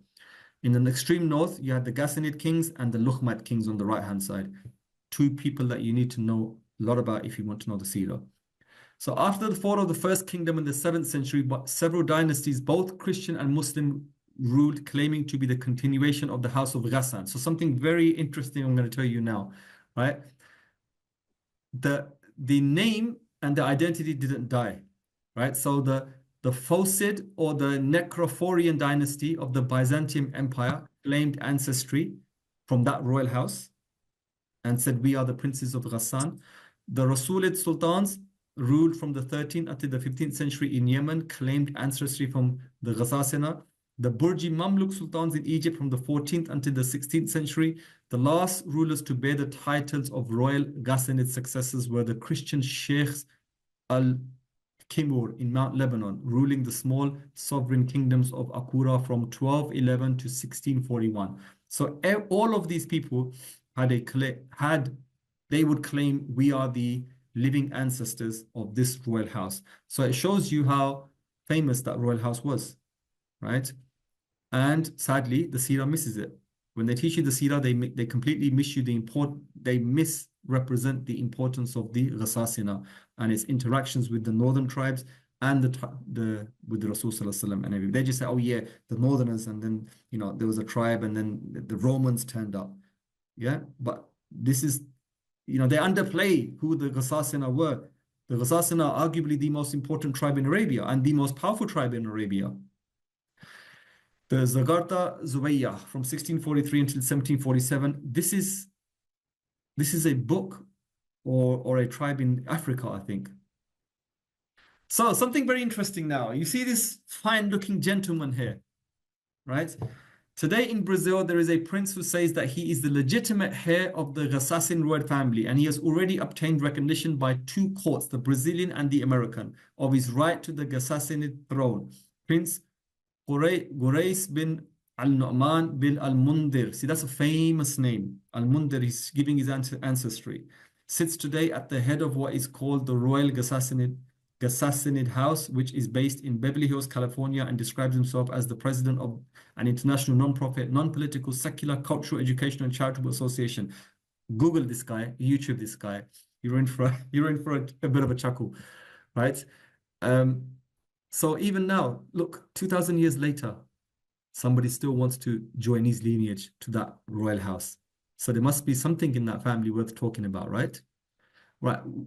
Brazil. Why Brazil? How did this guy end up in a third world country like Brazil? Any ideas?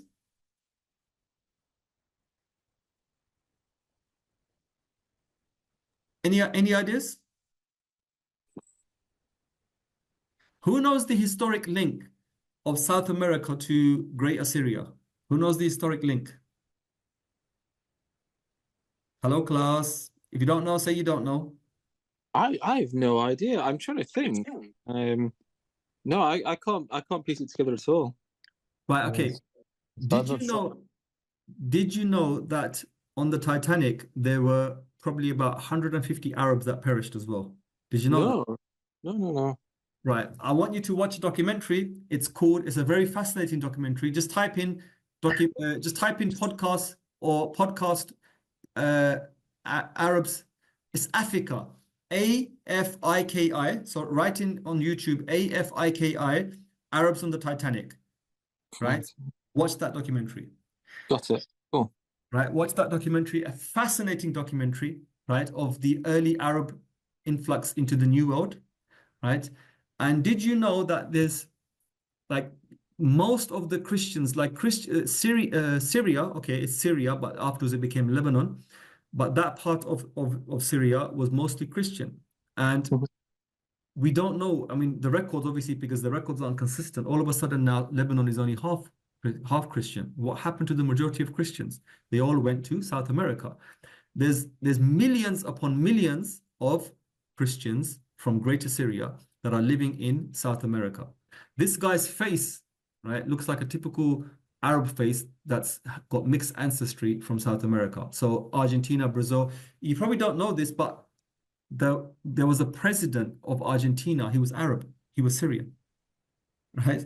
The Lebanese Syrians are firmly entrenched into the society, just like, for example, Pakistani Muslims are firmly entrenched in British society, right? So, like you have what's his name again? The mayor of London, Sadiq Khan. Sadiq Khan, right? Who would have thought the most powerful man of London, the most powerful city in the world, would have been a Pakistani, right? I think the First Minister of Scotland now as well, Hamza Yusuf. Yeah, you've got that guy, Hamza Yusuf, right? Yeah. Right. And then you've got Lord Nazir, and then you've got Baron Warsi, right? Yeah. So the Pakistanis and the Indians are firmly entrenched into British society. Likewise, the Arabs, read the history of how the Arabs left in the late Ottoman era, and then in the early periods of like independence, like the First World War and the mandate of Syria by the French and the British. You'll see that there were like hordes of Arabs just left, and they left for the New World. They ended up in either New York or they ended up in Brazil and Argentina. And I think there were two presidents, but I know there was one. A president of Argentina was Arab, right? And just YouTube Arabs in Brazil, Arabs, and they're a part of the society, right? And the Syrians, I think they're aware of this, right? Amani, are you lot aware of this history? I can't see the screen, so I don't even know if she's in there or not. But the Syrians, are you aware of this, Amani? No, sorry, no. So you never heard about the Syrian legacy of okay, you have matte, yes? Yes. Right, okay. So where do you think matte came from? From Argentina, I know. There you go. There you go. Who's seen those footballers, the South American footballers, when they have that drink they pass around with a straw in it? Messi. Oh, Messi. Yeah, you see them drink it, right? This is Yeah. famous. This is famous in Syria. It's famous in Lebanon, but it's not famous in Jordan. Why is it not famous in Jordan? Because back then Jordan was wholly Bedouin, right? And for them it was just Kurds, sheep, camel, and it was probably even before Mansaf. Mansaf probably came a bit later, right? It was the Syrians and the Lebanese that adopted that drink. That drink is not native to Bilad al-Sham. That drink is native to South America, right? And it was because of their link with those countries. And even today, those, like the third, fourth generation of Arabs there today, they've lost their language, right? So when they come back to Lebanon or Syria, they're considered like complete different because they speak, Spanish or Portuguese, and their mannerism and idioms and everything is just totally different from regular Arabs, right? So they look like Muslims, right? They would be either Christian or, but they're not Muslim. There's a percentage of them that are Muslims, but the majority of them were Christians. Wow. Yeah, because at that time, what was happening is there was great turmoil, right? So the end of the Ottoman Empire, and the start of the Young Turks movement, right? Yeah. This is the excuse that the Arabs always give, that why we wanted freedom from the Ottomans. It wasn't so much the Ottomans that did the damage towards the end. It was the Young Turks movement that did the damage. And it was because of the upheaval. There were massacres. The Alawiya there was problems with them. They were troubled and massacred. The Durziya were troubled and massacred, and the Christians also. And as a result, they just started going to the New World. Yeah, I seem to remember reading there's a lot of Palestinians in South America as well. There's a lot of Syrians of recent date, right? So the Syrians, obviously, the first point of call for Syrians as refugees today is either Lebanon or Turkey, right? But anybody who can tries to get to South America because they have distant connections there and they know that they'll find a home there, right? But Syrians have, you get Syrians as far away as Sudan, right? Now, Sudan is a poor country, and yet Syrians are settling there. And you get Syrians settling in Pakistan, wherever they can get to, they're going, right? And even Yemen, even though there's nothing there, but they were desperate to escape their own country. The ones who could get to South America did get to South America. So this guy, he's an interesting figure. He looks quite regal, even in his Western clothes and even in his Arabian clothes, he looks quite regal. So maybe he does have a claim, right? But listen to him, check his website out, check his YouTube channels out. He's a prince. Right, so here is their territory in detail. So they, in the north, Aleppo, Latakia and Aleppo and Damascus, and then underneath Amman in Jordan, right? In the south, we have obviously Petra, and then Al-Aqaba, which is the coast, right on the southern end of where the Red Sea kind of cracks, right by Aqaba. And then Tabuk, obviously, look, they went as far as Tabuk, but they didn't go any further than Tabuk. And they didn't need to, because this was the area for them. I don't know how real this flag is, but I'm guessing it is pretty real, right? Because it is on Wikipedia. I know people have made different art versions of this flag. They're not real, but this flag most probably is real, but somebody can double check that. That picture is obviously of a Romanesque type of figure. It could be an Arab, it could be a Roman. Then we have Lahm, the Luhmites, Bani Lahm, right? These were the arch rivals on the right-hand side of the map from the Gassasina. So the Gassasina were the vassals, the direct vassals, crowned kings of the Romans. On the right-hand side, we had the Luhmites, who were the crowned kings of the Persians, right? So these are the two most strongest confederations, kingdoms, whatever you want to call it, of Arabs in the Arabian Peninsula for the longest amount of time, that like the 300 years that they were in power. Now, a very amazing event happened just prior to the birth of Rasulullah or during the birth of Rasulullah. So you'll see when you study Seerah that many events took place that are literally signs foretelling you that these events, it's like all of a sudden an invisible hand was changing history, right? An invisible hand was moving things into place. Why? Setting the chessboard up for Rasul Sallallahu Alaihi Wasallam, that when he grew up, everything would be in place. Right? So two fascinating incidents happened with Bani Lukham and with the Ghasasina that set the chessboard up for Rasul Sallallahu Alaihi Wasallam when he was born for a later date. And we look at that, inshallah, as we get closer to the Seerah. So we're still pretty much 300 years out from the Seerah, but we're getting closer. Right.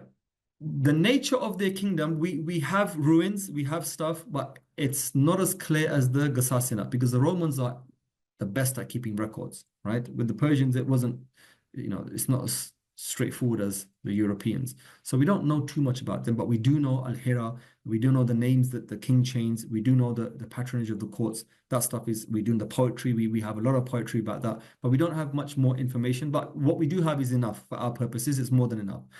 They were pagan and Nestorian Christians. You see the Church of the East, which was in Iran, they're Nestorian Christians, and they were pagan. In 602, the last Lukhmid king, Al-Nu'man, the third Ibn al-Mundir, was put to death by the Sasanian emperor. Okay, so one of the clues, I already put one of the clues. Rasul was born in 570, right? He died in 630, and then we had the great chain of events that shook the world. Right, so in 602, the last Lukhmid king was put to death by the Sassanid emperor. So the result of that is now your boundaries to the Persian Empire, you've got no desert guards, basically. You've got no first line of defense. So when the Muslims invade now, they can just walk into the Persian Empire because you've got nobody at the front now. So this was the chessboard being set up. This has deep repercussions later. Right, so this is the ruins of Al-Hira. The Baghdad was not built close to Al-Hira, but Basra, Kufa. I think Kufa was built a mile away from Al-Hira. But Baghdad was built much later, and it was built quite far from Al-Hira. Al-Hira, the ruins still stand. This was their stomping ground, right? So the right side was completely theirs. Now, we saw a map where the Kinda were in the middle. So why is it that they're in the area of Kinda? Because remember I said that they had war with the Kinda. So the borders were always shifting. And they held a lot of territory, by the way. And the territory they controlled, don't forget there was a lot of trade happening from there with dhows and vessels going towards India and further. So they controlled those markets and those trade routes. And it was when the Persian emperor found out about Rasul Sallallahu Alaihi Wasallam, if I'm not mistaken, it was these vessels that were used to go and check up. But when we get to the Seerah, inshallah, we'll know about that as well. Then we have somebody that don't appear much in the sources. We don't know much about them, but we're just mentioning them because just to set the picture. The Tanuchids, Tanuch, were a confederation of Arab tribes. Look at the name Arab now. The 3rd century BC, 196, up to the 1100s. In southern Syria, they rebelled against Rome, defeated the Romans in a battle. They were taken over by the Azd and the Quda'a tribes. These are famous tribes when we look at the tribes. The Azd we mentioned before, the Ghasasina were part of that. They came from the extreme south. Muawiyah was a name of a warrior queen, right? Now, the exact rendition of this name, we don't know, because in Old Arabic, there's no consonants, so everything sounds different. Muawiyah is the Arabic rendition today, right? So it could have been Mavia, it could have been whatever. She was the most powerful queen after Zenobia. Zenobia, remember I said we don't know for sure whether she was Arab or not, right? If she's Arab, that name Zenobia, what's the root of that word? Is it raisin, as in Zabib, or is it a Greco-Roman name? It's open to interpretation. The Azd tribe moved from Yemen up to Al-Hassa, then on to Syria in the 2nd century. Al-Hassa is on the eastern seaboard, Shirkiya, and then they moved up that way, straight to, so they came from very far in the south, and they went very far in the north. They were Christian. Tanukids were Christianized in the 3rd or 4th centuries, likely while in the eastern half of the Fertile Crescent, and by the 4th century, they were described as having a fanatic zeal for Christianity. Did any of you know that the Arab tribes were Christian, by the way? Or did you think that they were all pagan? A mixture of both. A mixture of both, yeah? Because in the Seerah, they don't really mention this, but we're going to mention it, inshallah. You'll be surprised at how much of Arabia was Christian. Mm-hmm. In the 7th century, during the Muslim conquest of the Levant, the Tanukids fought with the Romans against the Muslims, right? So they existed up to 1100, remember? So they were not Muslim, they were Christians, they were probably vassals of the Romans, and they fought against the Muslims, including in the Battle of Yarmouk. After Yarmouk, their status as Federati ended. They were described as an autonomous Christian community in Bilad al-Sham up until the reign of the Abbasid Caliph al-Mahdi, after which they appear as Muslims, their conversion to Islam. This was their stomping ground. So again, it covers the same area as the Ghasasina. Then you had the Salihids, or Salih, or by their royal house, the Zamukids, known as the Ja'ima, were the dominant Arab federati of the Byzantine Empire in the 5th century. They succeeded the Tanukids, who were dominant in the 4th century and were in turn defeated and replaced by the Ghassanids in the early 6th century. They were originally concentrated in the Sirhan. Wadi Sirhan is a valley, and Balqa regions, but spread as far as northern Syria after entering the service of the Byzantine Empire. The Salihids were charged with collecting tax from Bedouins seeking to dwell in the Limes Arabicus and protecting the Byzantine frontier from Bedouin raiders from the Arabian Peninsula and the Syrian desert. The Salihids were ardent Christians, and at least one of their Plichas, whatever, and kings, David, built a Christian monastery, Der Daoud. The Salihid period is far more obscure than the preceding Tanukid period and the later Ghassan period due to a scarcity of available sources. The sole Greek source that mentions the tribe, namely its royal Zachumid household, was Suzamin. Right, so we don't know much about them. Arabic sources, so we have sources, later sources from Muslims, but the problem with the Muslim sources is that they're a collection of akhbar. Nobody can say they're true or not until you can find epigraphic or historic evidence or concrete evidence from the past. So this is the reason why I don't really touch on Islamic sources. I always go back to real concrete evidence when I present you the Seerah, right? Most Muslims who teach Seerah will use Tabari or stuff, Ibn Kathir. You notice that I didn't touch any of that, right? So Arab sources describing the Salihids are likewise scant, with the exception of the medieval Arab historian Hisham ibn Kalbi, who documented the tribe's genealogy and some of its history in Jamharat al-Nasib. That doesn't mean that the Muslim sources are bad, right? It just means that they're not primary sources, right? As a historian, we always use primary sources first and then secondary or tertiary sources. And you'll find that as more and more evidence comes to light, a lot of the Muslim sources do match up, right? Some don't, but some do match up. So it's safe to say that what they have some bits of knowledge. Some of are exaggerated fairy tales, and they have a fairy tale structure, and you know that straight away. Like you'll see, when I give some examples of them, if I do. Unlike his documentation of other Arab tribes, Hisham did not receive his information directly from the Salihid tribesmen because few, if any, remained in his lifetime. Instead, most of his information came from tribes who had interacted with the Salihids, namely the Ghassanids, the Bani Kalb, and Kinda. So he's getting secondhand information about them. When taken together with another Greek source in the 6th century, who mentions the rise of the Ghassanids, Hisham's account is given further credence. They were in this area as well. And then we had the kingdom of Hatra, another small kingdom here, right? This is Hatra is here, right? So you can see it's on the eastern side now. It's where Bani Lukham was later on.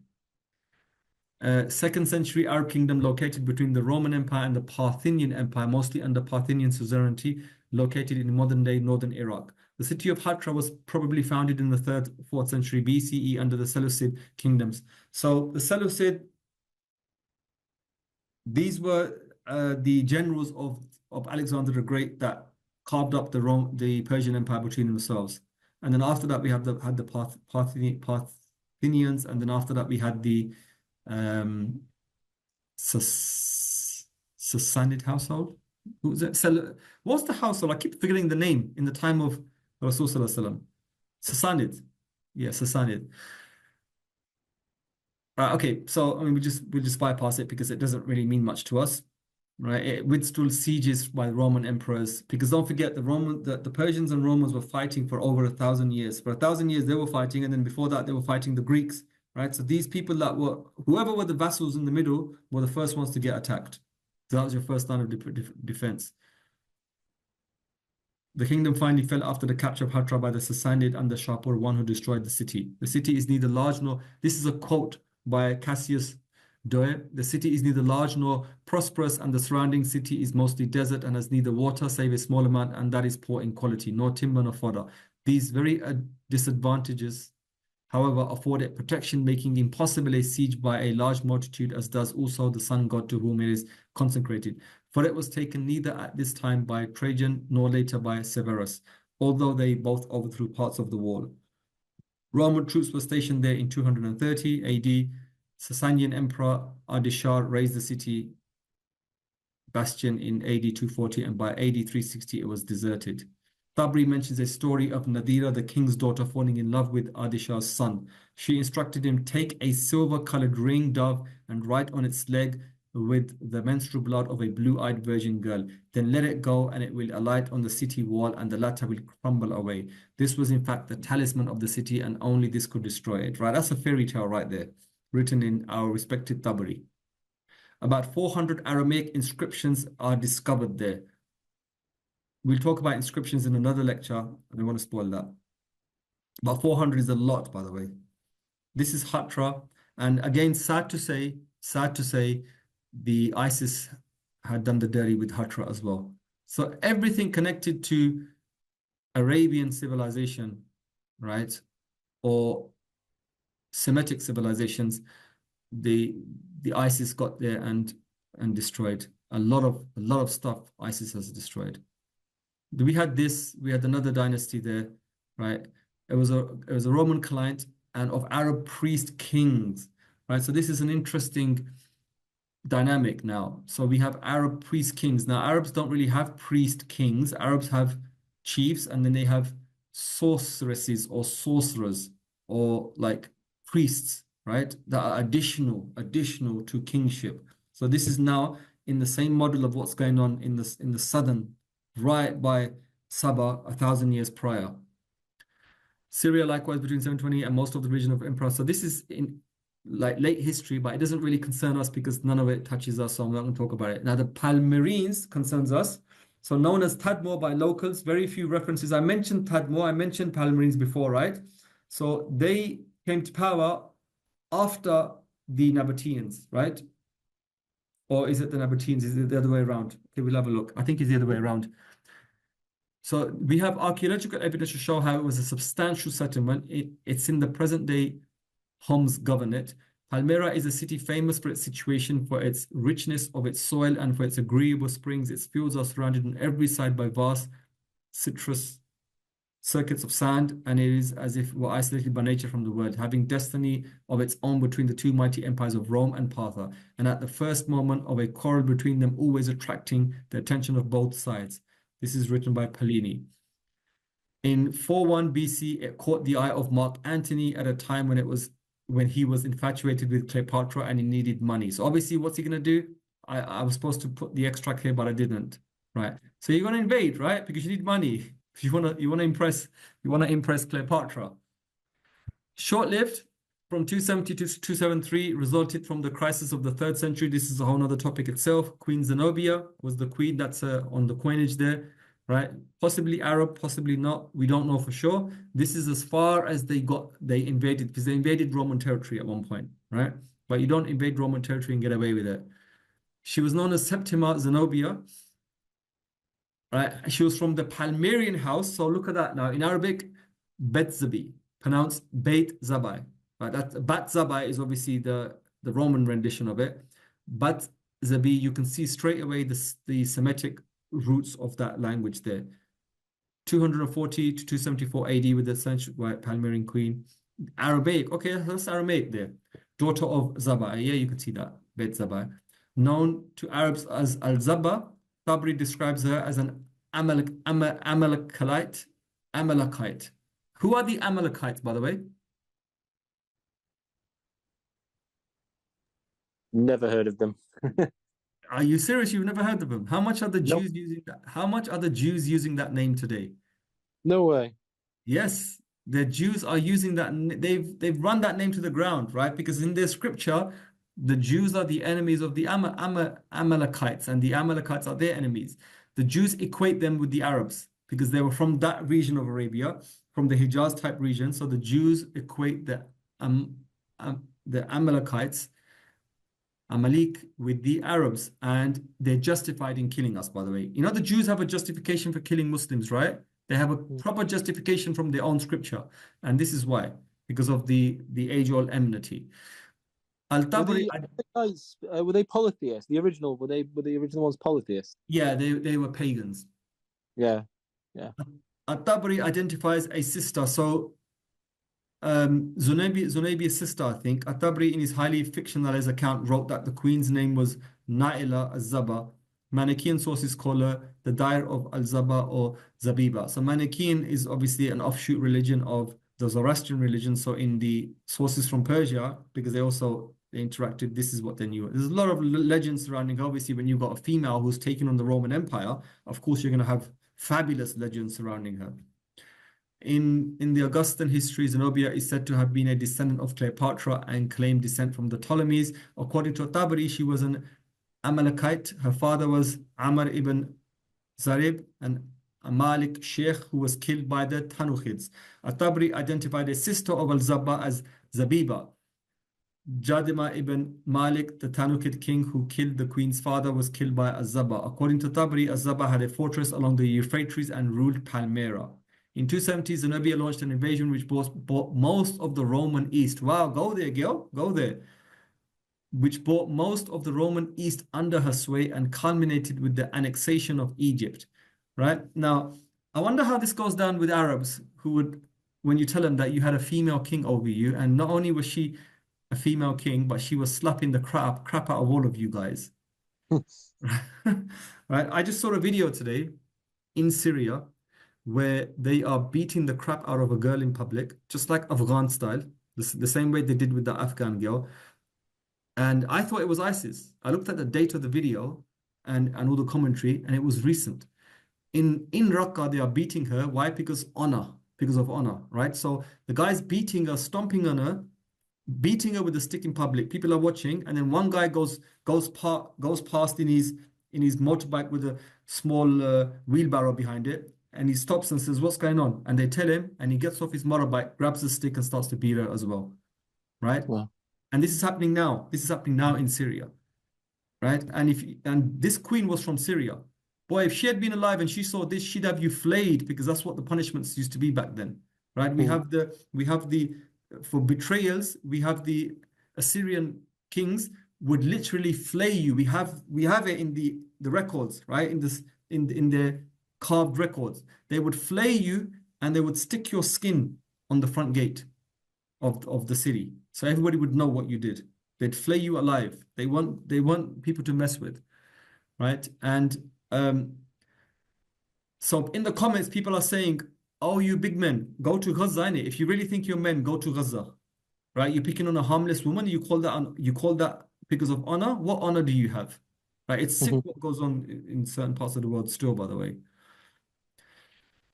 Right, her face was dark and of a swarthy hue. Her eyes were black and powerful beyond the usual wont. Her spirit divinely great and her beauty incredible. So white were her teeth that many thought that she had pearls in place of teeth. Augustus in his history says that. Palmyra was a trading city. We knew this. We know this. We saw these pictures last week. This is the temple blown up by ISIS, by the way. This temple no longer exists. ISIS blew it up. 2,000-year-old temple. ISIS blew it up in a second. It was a church and a mosque until archaeologists had it cleaned. So had those idiots known that this was actually used as a mosque sometime in the past, right? And they blew it up because it was a temple. This is the Great Colonnade. Do you remember last week I showed you? Thank God I found this picture. So they would channel trade into the center where they wanted it to go, because this whole city was built off the back of trade, right? And all the caravans, they'd force you to go through the main souk if you want, right? Where you would trade your wares and everything, and then your caravan series would be there, your places of worship would be there, your dancing girls and whatever you needed would be there, right? Whatnot that travelers would get up to. And it's a magnificent site. It's been there for 2,000 years, right? And it was the most preserved sites in Syria, and the ISIS blew parts of it up. That's amazing, right? ISIS together couldn't run a bath properly. And, right? And your ancestors from 2,000 years ago, run by a female queen, did this. What do ISIS have to show for themselves? Destruction. Right, now Thamud. Right, so we have two choices. We've gone 2 hours into class. Do we end the class or do I carry on? I'm quite happy to carry on. Yeah, it's your first lesson, Alex. What about the others? Let's ask the others. Yeah, maybe for a little bit more. All right, cool. Let's do another half an hour. Do you want a break? Do you not want a break? No, actually, just go straight through. All right, cool. Because I didn't want to do the 4-hour stretches. So my maximum in my head is like 2 hours and a half. But I'll do, and I want to finish this subject today. So let's try to finish this. A lot of it afterwards, I've got a lot of pictures to show, and I really want to show the pictures. And if I show them now, it's in context. If I'll show just the pictures next week, it won't be in context anymore. Right. So this is the name of a tribe or tribal confederation. Remember this now, right? Okay. Remember this now. Thamud. We don't know who they were as an exact people, whether a people named after the area or whether a people that the area was named after. Because many, many people have lived in the area afterwards, and we don't know now. And we know that the Nabateans also lived in the area, and all those beautiful buildings you saw were not the buildings of Thamud, they were actually graves. The Quran mentions the dwellings. The dwellings. Dwellings means places you live, right? Not like a graveyard, necropolis. So it's obviously the Quran is referring to something that predated. Now we don't know when, but we have some clues, right? And alhamdulillah for these clues, right? Because nobody else in Seerah ever mentions this. So Sargon II, look at the date now. This is 2,700 years, 800 years ago. He boasts of having defeated them along with he's naming people now. Ifa, Ibadida and Masimani, and deported the survivors to Samaria, right? So he, in his stela, wherever it is, I'll show you in a bit, he's recorded tribes that he's fought, right? And these kings, don't forget, they celebrate. The idea is that their works stay forever, for thousands of years, so you never forget them. Just like the Quraysh, they wanted their names to be preserved in poetry forever. Ramses the third, the great pharaoh that fought with Moses, one of the clues we have that there are, obviously we don't know which Ramses it was. We don't know exactly which pharaoh it was, but we've got clues. And one of the clues is that when you look at his carvings in rock, in the temples, the Egyptian hieroglyphics, his carving is the most deepest. Right? He deliberately carved deeper than everybody else because he knows that people are going to try to efface me. Every king that comes, you get a new king, so all of a sudden you take the old king's picture off the picture vanishes off state buildings, city squares, the statue changes. Now the son's got his statue. The father's done with. That's it. Then when that son dies, the new king comes and then you're done with. Right? So the same thing. So each pharaoh would write over stuff. So for him to stop anybody doing that, he carved so deep that it was impossible for anybody to do that again. Likewise with the Assyrians and the Akkadians and Sumerians, they love to do this sort of stuff. They would celebrate. We went through the Persian kings, Darius and them lot celebrating his victories, where the Arabs come to pay tribute in previous lectures, right? So this is now him boasting about his conquests, and he names a tribe. He names a tribe here called his rendition of Thamud. Thamud sounds like an Arabic name, an Arabic rendition. The real name would have been something else, right? So he mentions them as distant desert tribes. Ifah was one of the Medians, 5 sons as listed in the Bible. These names we'll concentrate on when we get to those lectures. Son of Abraham, right? So we'll have a look at briefly that, I think, today as well.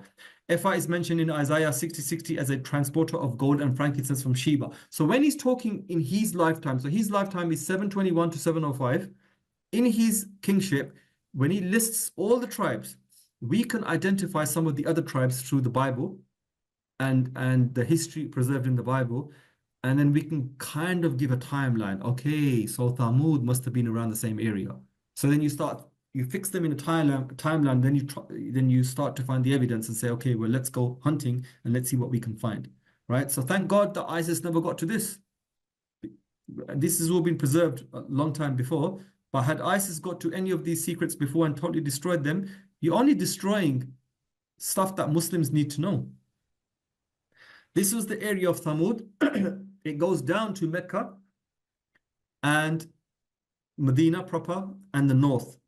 Right? So again, these timelines, 3rd millennium BC, we're not too sure. Nobody can be 100% sure. And this is in the same area of Madain Saleh. And as you can see, it's a stunning architectural area, beautiful natural architecture. In classic times, we find them recorded in Pliny's natural history and Ptolemy's geography as well. Some of them enrolled in the Roman army. Okay, so just because they have recorded these people, are they the same Thamud that Allah destroyed and a few survived? Or are they people that moved into that area and because the name was Thamud, they became Thamudi? Right? So we don't know. Some of them enrolled into the Roman army.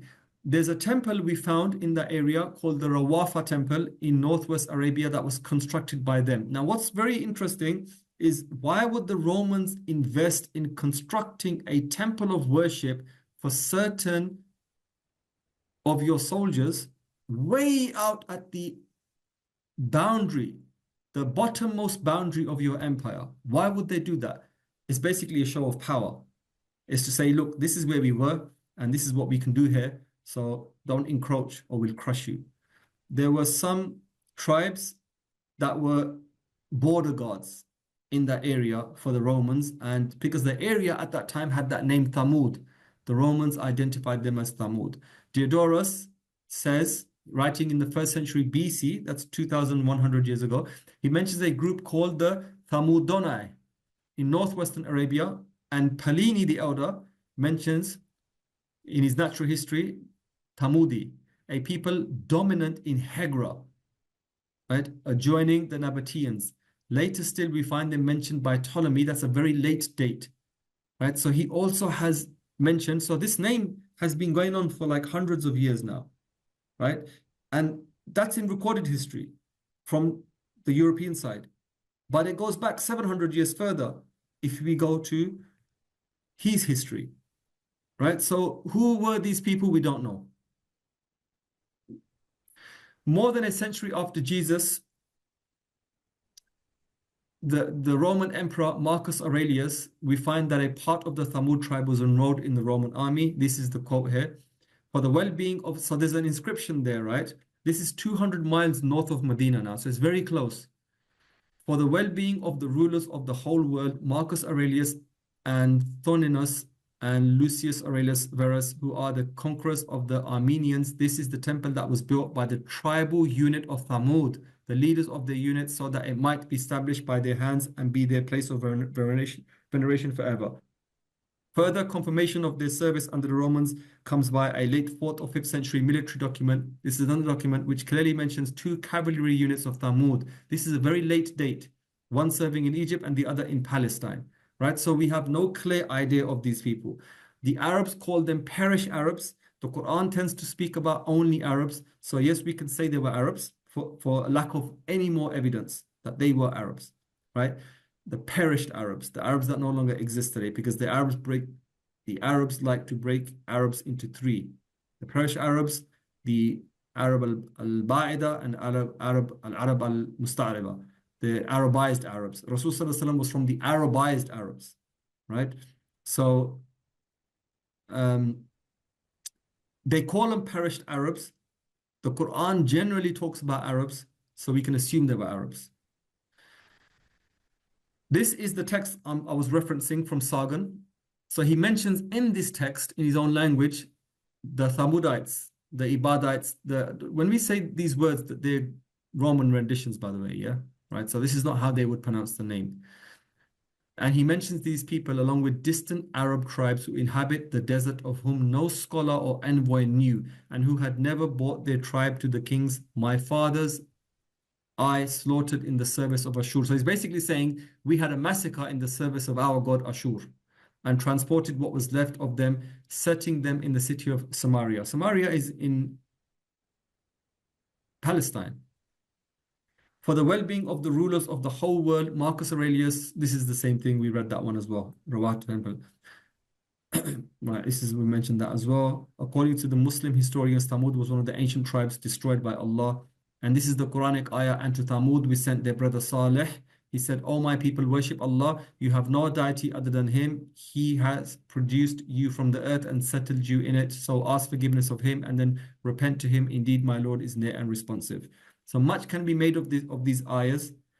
I did come across some tafsir I wanted to give, but this is not a lesson of tafsir, and I can't do justice to doing tafsir, by the way. I can't just give you my own 2 cents, right? But in tafsir, by the way, a lot of the stories of the Israelites are used in tafsir. And tafsir, if you're not going to use Israeliyat stories, you're going to give your own understanding as well, right? So if they're going to use an Israeli story, then I can do my bit of history and add it. But I wasn't making anything new. I was taking it from tafsir. I was supposed to use it, but I don't know why I didn't. Herds of camels. So this is in Isaiah. Herds of camels will cover your land. Your camels of Midian and Ifah and all from Sheba will come bearing gold and incense. See, look, each time Sheba is mentioned, it's always gold, incense, and proclaiming the praise of the Lord. Sometimes you get really succulent clues in the Bible, by the way. Right, then we have the kingdom of Kedar. In the 8th century BCE, we don't know the dates now, right? Now we're going really far back, right? Don't forget the name, the earliest attestation of the name Arab was 200 years after this time, right? This is a very early date now. Now we're getting vague. There's not much information out there. I've put whatever we could get, and everything else on the Kedarites, it just battles and everything, and it doesn't really serve our purpose. But why we mention it, we'll see now why. Described as the most organized of northern Arabian tribes. And here's another clue, Northern Arabian. Why the Arabs like to say that they came from the south, I don't know. At the peak of its power in the 6th century BCE, this is 1,000 years before Rasulullah, it had a kingdom and controlled a vast region in Arabia. Allied with the Nabateans at some point, likely absorbed into Nabateans around the 2nd century. One famous queen, Zabiba, was vassal to Tiglath-Pileser. He gave her the title Queen of the Arabs.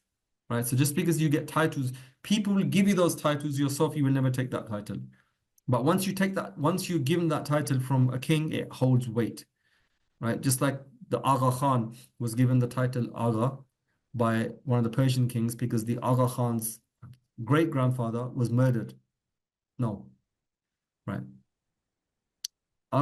Prince Agha Karim II, Prince Agha, his father was overlooked. Grandfather's father, great-grandfather, great. So the great-great-grandfather of the Agha Khan was murdered in Iran, and the king felt so sorry that he entitled him. So he was allowed to use the title Agha from that point onwards. So that's why then that title Agha, which is like a title of Sir in England, it would be like that was used. And then the Queen gave him the title Your Highness. So he is officially Your Highness Agha Khan. Right? Now, I'm not sure if that title dies with him. Right? We know when he dies. But if it doesn't, you can see why he's going to hold on to that title. Right? Once you're given a title, you don't want to give it away. But Agha, certainly Agha, that's not died. That's hereditary. So they will use that title always now. So biblical traditions holds that the Kedarite named for Kedar, the 2nd son of Ishmael. Right. So why did I say it's important to know who this is? Because he was considered the 2nd son of Ishmael. And who is Ishmael? The father of the Arabs. Right? Because he wasn't an Arab, but he married an Arab woman, and he is the son of Ibrahim alayhis salam. So according to the Bible, not Arab accounts, the Bible accounts, right? Because the Arabs wouldn't know their history that far back, right? They're not too sure on their history now. Now they acknowledge themselves that the history becomes vague, right? So even the biblical, we don't know how true this is, right? But Ishmael had 12 sons. Ishmael had 12 sons and Isaac had 12 sons. The 12 tribes of Israel and the 12 tribes of the Arabs. Now, that seems a bit suspect. You know, as a historian, when you hear 12 and 12, equal balance, right? It becomes suspect, right? But let's say he had 12 tribes. Let's talk about them. if he did have. So the second son of Ishmael in the Bible's book of Genesis and 1 Chronicles was Kedar. Right? So now we're talking about a people that had mixed with Arabs, that we can say were Arabs or semi-Arab. For the first time, we can mention this now. They were, so we're talking about the ancestors of your Prophet Muhammad, peace be upon him now. So even in the South Arabian inscriptions, which we look at when we talk about their language, this tribe is mentioned, right? So remember I said to you, why do the Arabs like to place themselves in Yemen? Right? He's mentioned in the north, mentioned as making war with Tiglath-Pileser and the Assyrian boys in the north, right? The Persians probably, I'm not sure, but if they had beef with them, which I'm thinking they did, they would have known about it as well. And in the south, they knew about a tribe in the north. Why would the south know about it? Because all trade passes through the north. So it's in their interest to know who's in the north. Right? So clearly this tribe is North Arabia, and that is a massive difference between South and North, and I'm going to show you in the pictures, inshallah. Right? So, but Arabs would tell you that no, we descended from the South. Impossible, Habibi. Right? It's mentioned in the old South Arabian inscriptions and classical Greek texts such as Herodotus and Roman such as Pliny. So everybody's mentioned these people, and they're firmly in the north. Right? And they're not troublemakers, but they're Bedouins running here and running there and fighting here and there. Typical Arabs, what we hear about, right? The genealogy of Rasul Sallallahu Alaihi Wasallam passes through Kedar. So you need to know about this tribe, if only for the love of Rasul Sallallahu Alaihi Wasallam. Biblical tradition, Kedarite, named after Kedar, the second son of Ishmael. The references are in Genesis. I should have quoted them. I didn't. There's another queen, Zabiba, from them. Right, okay, so that's all we know, by the way. That's all we know. We don't have much information about the Kedarites, right? Maybe in the future something else will surface, but for the moment there's very little information. You probably can find a little bit more than what I've posted, but you won't find much more, right? Because Bedouins don't leave anything. Right, now I'm going to take a tangent and mention about something that's unique. It's very recent research. The people of Ad, right?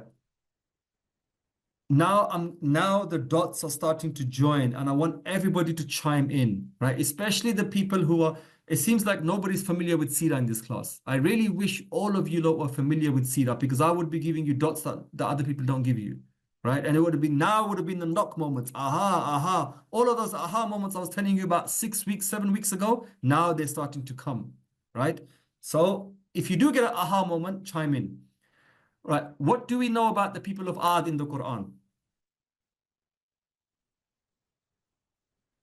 Anybody?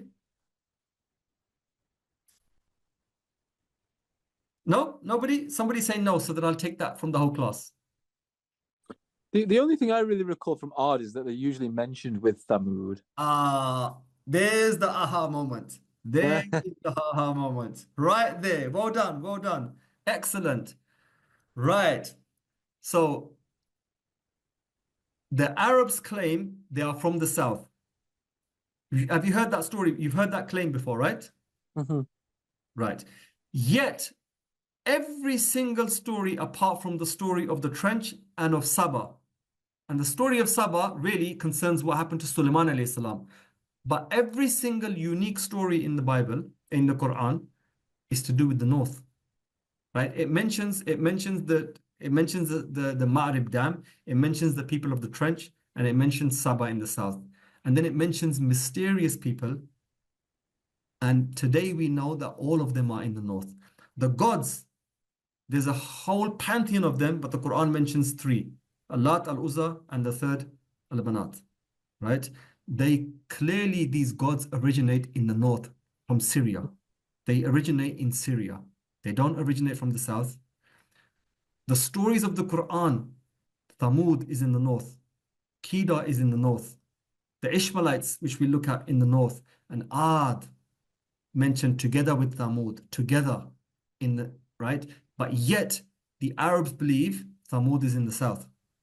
Way out in south, even in Yemen. Why? Because Ad of the pillars, right? Ad Aram is mentioned next to the name of Aram, of the pillars. Have you heard the Aram of the pillars?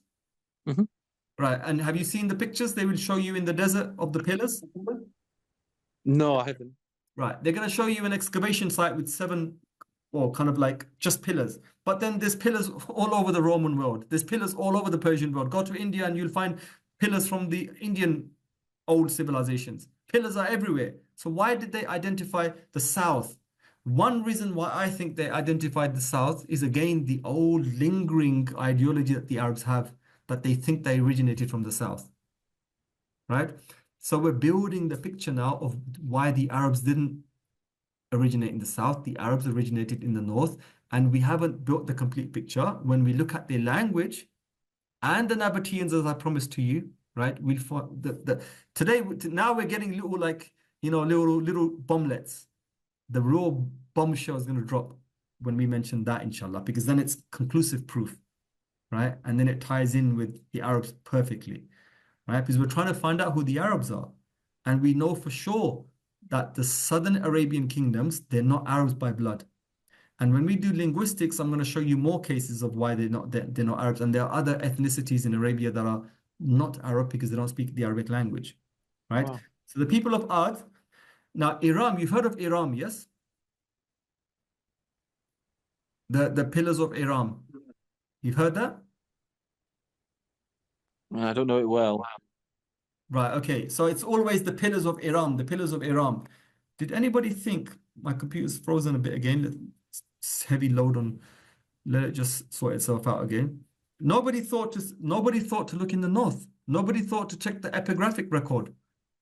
Right? So this is So the Yemenis then aren't, so the old Yemenis then aren't Arab. So No. wow. Yep. Wow. The Yemenis, Yemen proper, Yemen proper are not Arabs. And who are they closer to then? Are they closer to Africa or?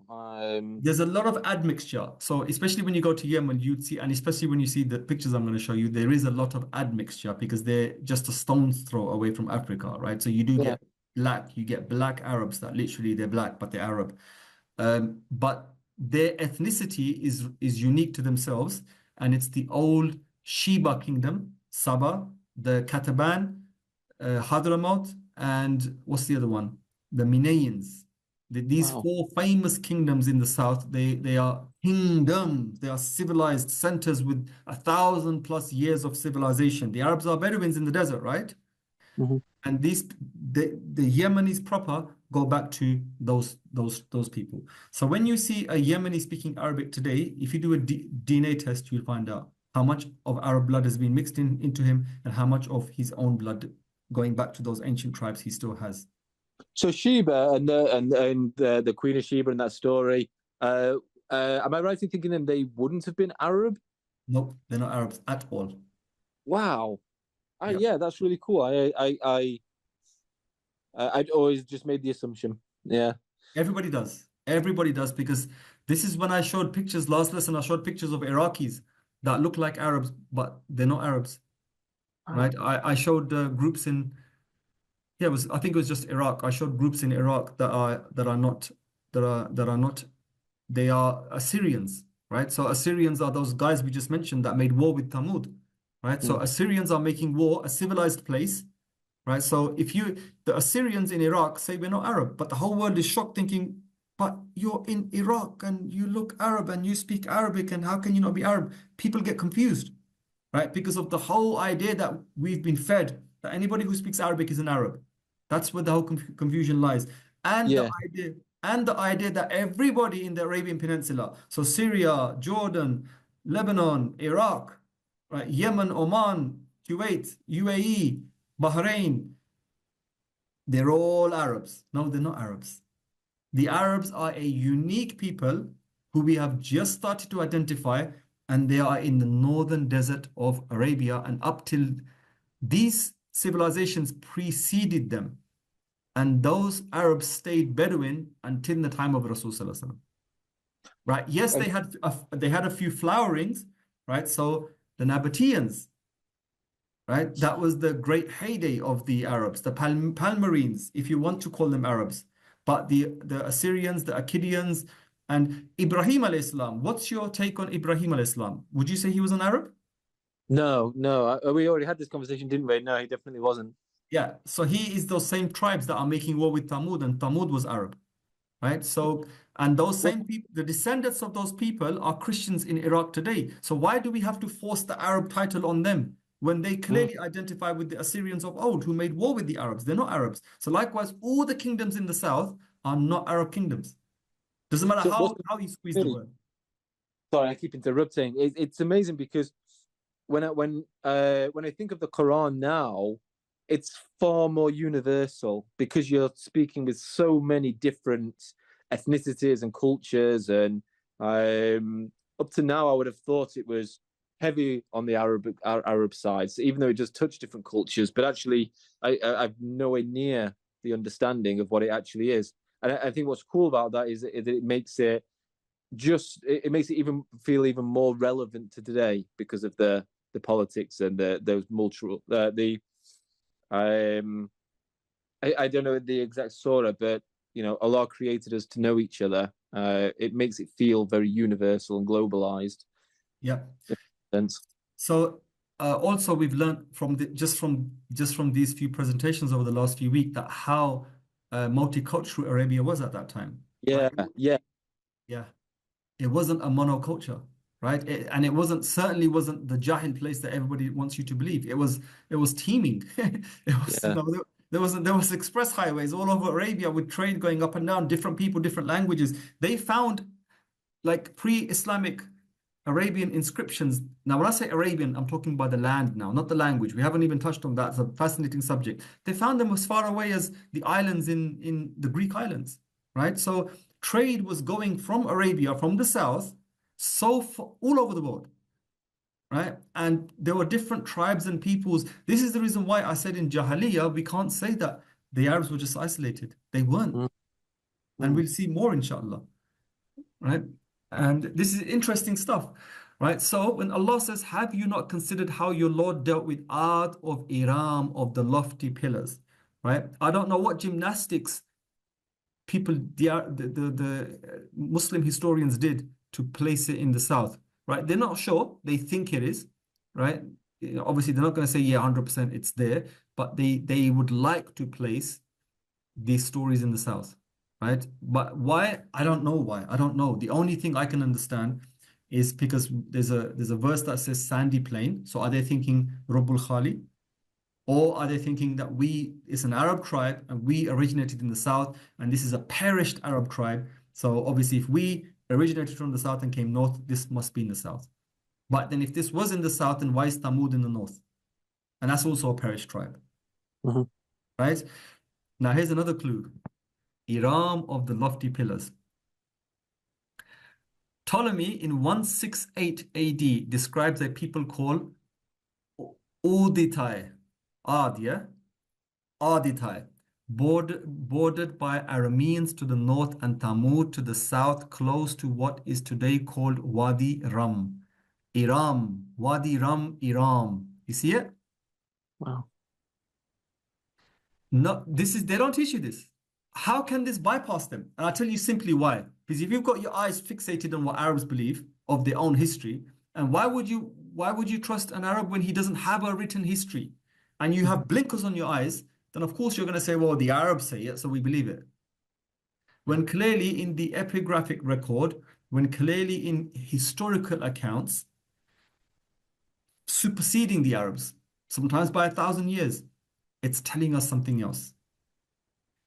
There's a temple inscription found in Wadi Rum. Wadi Rum today is in Jordan, right? People go there for tourism. It's a beautiful place. And it's an extension of that same desert style I told you. There's a temple inscription found there. It says, May Abdullah, son of Atmu, be remembered for all time before Allah, the goddess of Iram. So again, we've got a god that the Arabs worship that's clearly way up in the north, right? And the goddess of Iram, Wadi Rum, right? So it makes more sense to place Ad in the north than it does to place Ad in the south, for many reasons. And plus the name they've given as well. He's given the name Ad in bordering an area next to Wadi Rum. Ask an Arab why, and he won't give you any evidence. Ask a Muslim scholar why, and he won't give you any concrete evidence. They'll have probably a reason, or they'll tell you we just say it is, right? But here we've got something we can go with now, even if it's wrong or it's right. But we got something that we can hold on to tangible now and say, right, let's start digging. Let's start finding, joining the dots with other civilizations. What do they say about this name? Did they interact with this place? Who invaded this name? Right, let's go back. This Assyrian king invaded. Right, let's find his stelae. Let's see, did he mention that name? You probably missed were you in the lesson where we identified the Arabs from a stelae? Shalmaneser III. Right. And even afterwards, even Tiglath-Pileser, was it? Can't remember the name of the kings now. Many kings fought with Arabs afterwards, and they kept describing Arabs afterwards. So this is what's called scientific inquiry, historical inquiry, where you have to go through you got to leave no stone unturned. And sometimes the conclusions come out very different from what we had in our Islamic books. It's not because, oh, we don't know and the West knows. It's got nothing to do with that. It's because now we have concrete evidence. The Muslims got their stories from other people, from other people, from other people. So over time, stories change. And a lot of folklore is in the Tabari has recorded a lot of folklore.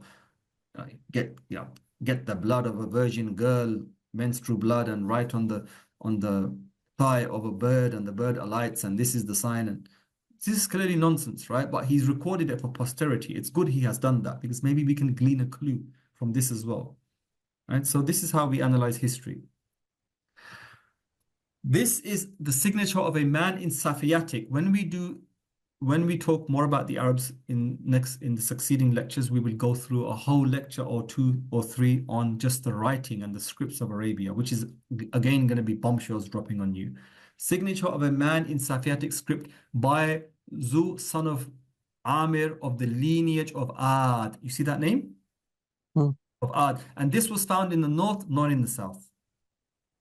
And this is writing that the Arabs couldn't translate until recently. This writing you see on the rock, by the way, I'm not going to give any more clues away, but this writing you can see on the rock is, we've only just learnt the meanings of these words over the last 100 or something years.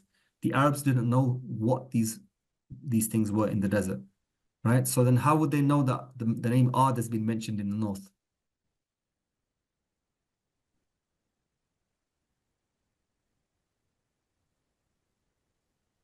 Right, I think when I was making my slides, they went a bit pear-shaped because there's a bit more information on the Kedarites. Right. So Herodotus in classical antiquity documented the Kedarites were called to assist Cambyses to help in invading Egypt. So he's given them a very early date. Cambyses was one of the last of the 3 emperors of the Hachemanish. They invaded, they dominated Egypt as well, and then afterwards Alexander the Great ran over Rome, ran over Persia, and ran over Egypt, and went as far as India. And then obviously that empire was quashed, but he mentions using the Kedarites. So obviously they're mercenaries, right? They're desert Bedouins. You need to pass their territory. So you say, hey, we're going to pay you, fight for us, be the guides, and come join in our glory. And obviously Arabs, the wild, wild west, they just want money. They want some bread to eat, and they say, okay, pay us this much, and we'll give you safe passage. We'll tell you the secret roads. You're not going to believe how many times in history you'll read that, for example, even Alexander the Great, even the Romans, the Romans wanted to get to the source. Everybody, even Alexander the Great, wanted to get to the source of frankincense. And they couldn't do it because they didn't know how to get there. And to get there, you need to go through the desert. And only an Arab or any of those other nations peoples that used to live there can show you. See, the name nation didn't exist in the past. It's a modern construct. They hired the services of a Nabatean. Now, a Nabatean in the extreme north is been hired as a guide to take the Romans to the extreme south to show them where the source of frankincense is. The Nabateans got nothing to do with the southern Arabian kingdoms. He's an Arab, they are something else, and they produce it, and it comes up north, and they tax it, and it goes forward, and the Nabateans get rich, and they get rich. But that Nabatean deliberately misguided the Roman, the army, the van army that was sent out to find that route. He kept misguiding them until they ran out of resources, then they turned back. These are the reasons no one's conquered Arabia, right? Because you are reliant on these people to get past. So how were the Persians going to get past? They needed to go through areas where you needed guides. Even Abraha, when he came down to Mecca, he needed a guide from Ta'if down to Mecca. He needed a guide even from before, right? Because these are not easy areas to move past. One of the reasons why the Quraysh became powerful, despite their small numbers, is because they were masters at forging these kind of relationships. And we'll look at that, inshallah, when we get there. So the Nabateans and Kidarites together fought the Assyrians. The Assyrians were the superpower of the time. They kept on encroaching, kept on invading. Why? Because, again, the spice routes, right? Why would you fight desert Arabs? Because the spice routes go through there. Everybody and their dog wants to control the spice routes. Possible that the Kidarites absorbed into the Nabateans. Pliny called them the Kidri, and Kidirini puts them next to the Nabatai.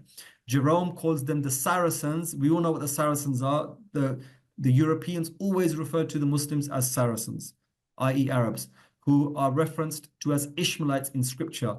Herodotus describes the relationship between the Kedarites and the Persians as follows. They did not yield the obedience of slaves to the Persians, but were united to them by friendship for having given Cambyses passage into Egypt, which the Persians could not enter without the consent of the Arabs. So Herodotus has placed them as Arabs. We know the problems with that statement as well, but we can, if they are the sons of Ishmael, and Ishmael was an Arabized Arab, then yes, we can say that these are Arabs. So this is the first now where we can kind of identify, we're getting to who the Arabs are. This is what the Lord says to me: within 1 year, as a servant bound by contract would count it, all the splendor of Kedar will come to an end. The survivors of the archers, the warriors of Kedar will be few. The Lord, the God of Israel, has spoken. Who is a famous archer? Who in our Islamic history is a famous archer?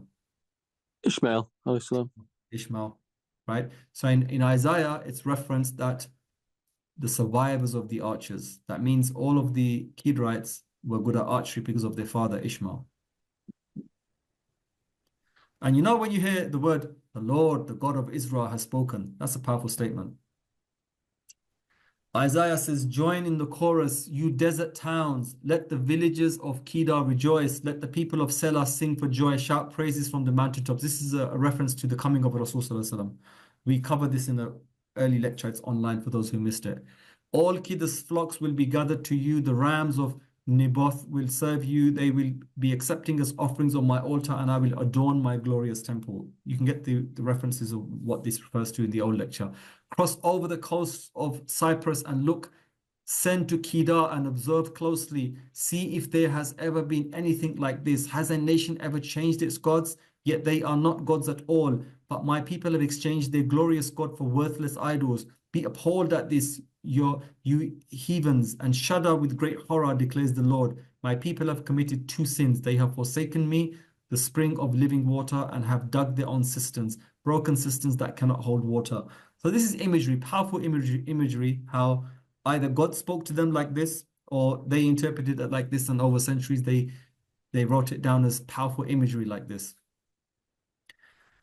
In Jeremiah, we have judgment on Kedar. So God is sending punishment to those people because they obviously did something God didn't like, according to this story. Concerning Kedar and the kingdoms of Hazor that Nebuchadnezzar, king of Babylon, struck down. Thus says the Lord, rise up, advance against Kedar, destroy the people of the east. Their tents and their flocks look tents. Their tents and their flocks shall be taken, their curtains and all their goods, their camels shall be led away from them, and men shall cry to them, terror on every side. Flee, wander far away, dwell in the depths, O inhabitants of Hazor, declares the Lord. For Nebuchadnezzar, king of Babylon, has made a plan against you and formed a purpose against you. Rise up, advance against a nation at ease, that dwells securely, declares the Lord, that has no gates or bars, that dwell alone. Again, they didn't live in cities. Their camels shall become plunder, their herds of livestock, which is what Bedouins have, a spoil. I will scatter to every wind those who cut the corners of their hair, and I will bring their calamity from every side to them, declares the Lord. Hazar shall become a haunt of jackals, an everlasting waste. No man shall dwell there, no man shall sojourn in her. Arabia and all the princes of Kedar were your customers. They did business with you in lambs, rams, and goats. This is Ezekiel. It's interesting that twice he is referenced as the son of Ishmael. This is a mausoleum in Iran, is visited by Muslims and Christians, and they reckon it's the mausoleum of Kedar. Interesting.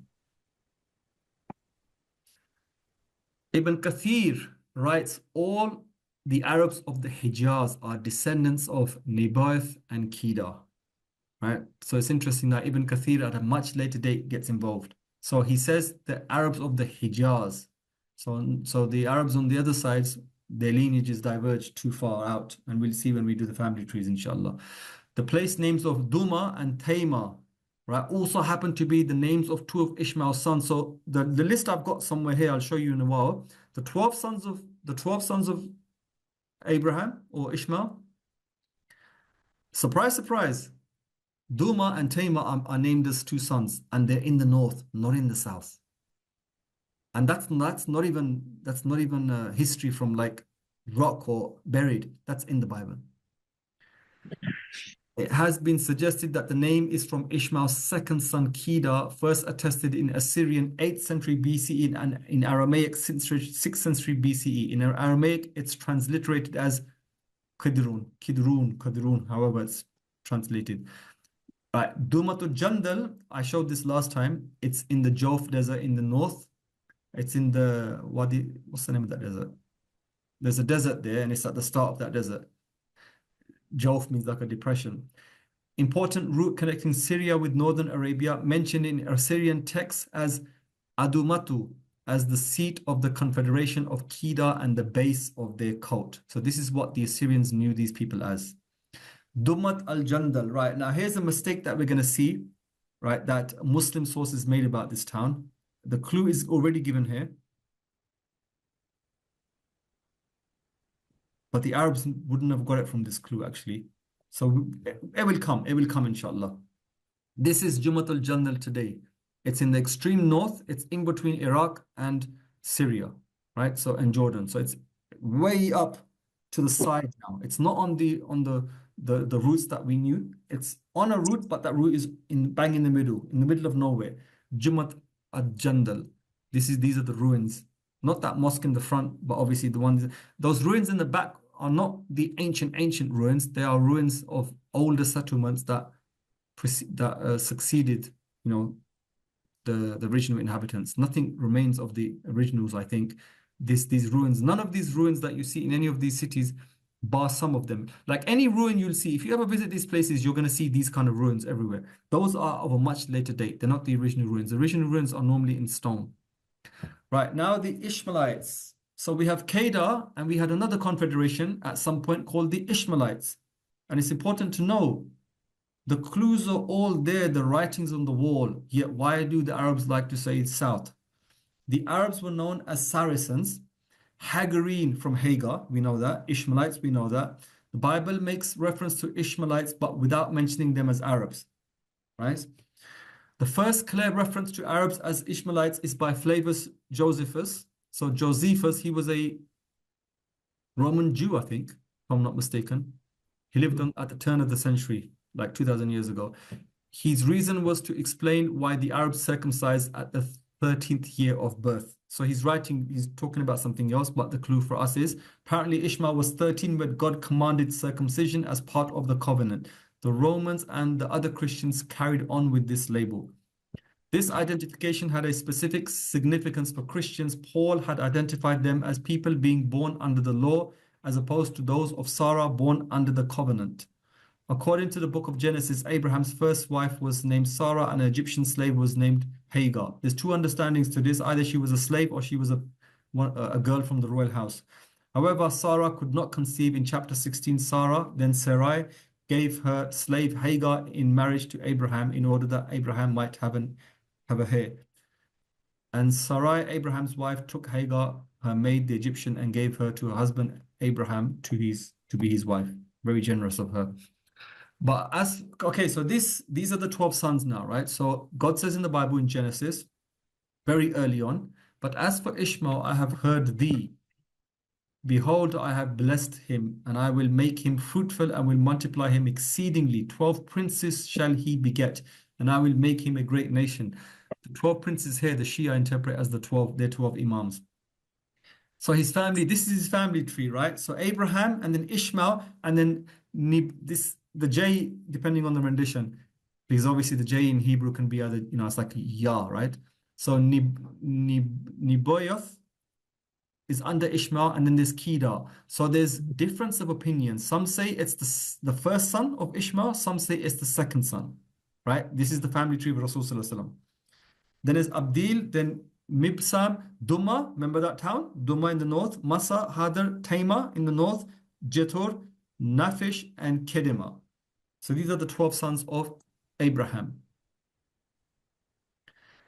In the Samaritans are a Jewish group. In their book, the Asatir, the Samaritans are Jews that wear conical hats. They're a very minority group now. They would only marry in themselves. Now they've passed a fatwa that allows them to marry Russian women to carry their bloodline on, because if they carry on marrying themselves, they're going to finish. And after the death of Abraham, Ishmael reigned 27 years, and all of the children of Nebat ruled for 1 year in the lifetime of Ishmael, and for 30 years after his death, from the river of Egypt to the river Euphrates, and they built Mecca. So the Samaritans recognized that Mecca was built by the sons by Abraham and Ishmael. This is quoted in Josephus, he quotes this. He also lists the sons and states that they inhabit the lands which are between the Euphrates and the Red Sea. Look, he's placed them in the north, right? In the country of the Nabatea. How much more clear can he make it? Right? You've clearly placed the Arabs in the north, and yet we say that the Arabs came from the south. The writing's on the wall, right? The book Kibrat Nagas, this is the Ethiopian Christian book, by the way. It's written in the Ge'ez language. We're going to look at some of this language in the next couple of lessons, inshallah. Ge'ez, the Amharic, and the languages of the Horn of Africa are actually Semitic languages. So they're not related to the African proper languages. Like you have the Bantu people, and you have all the other tribes in Africa. They are a different race. The Horn of Africa, the 4 countries of the Horn of Africa are a different race.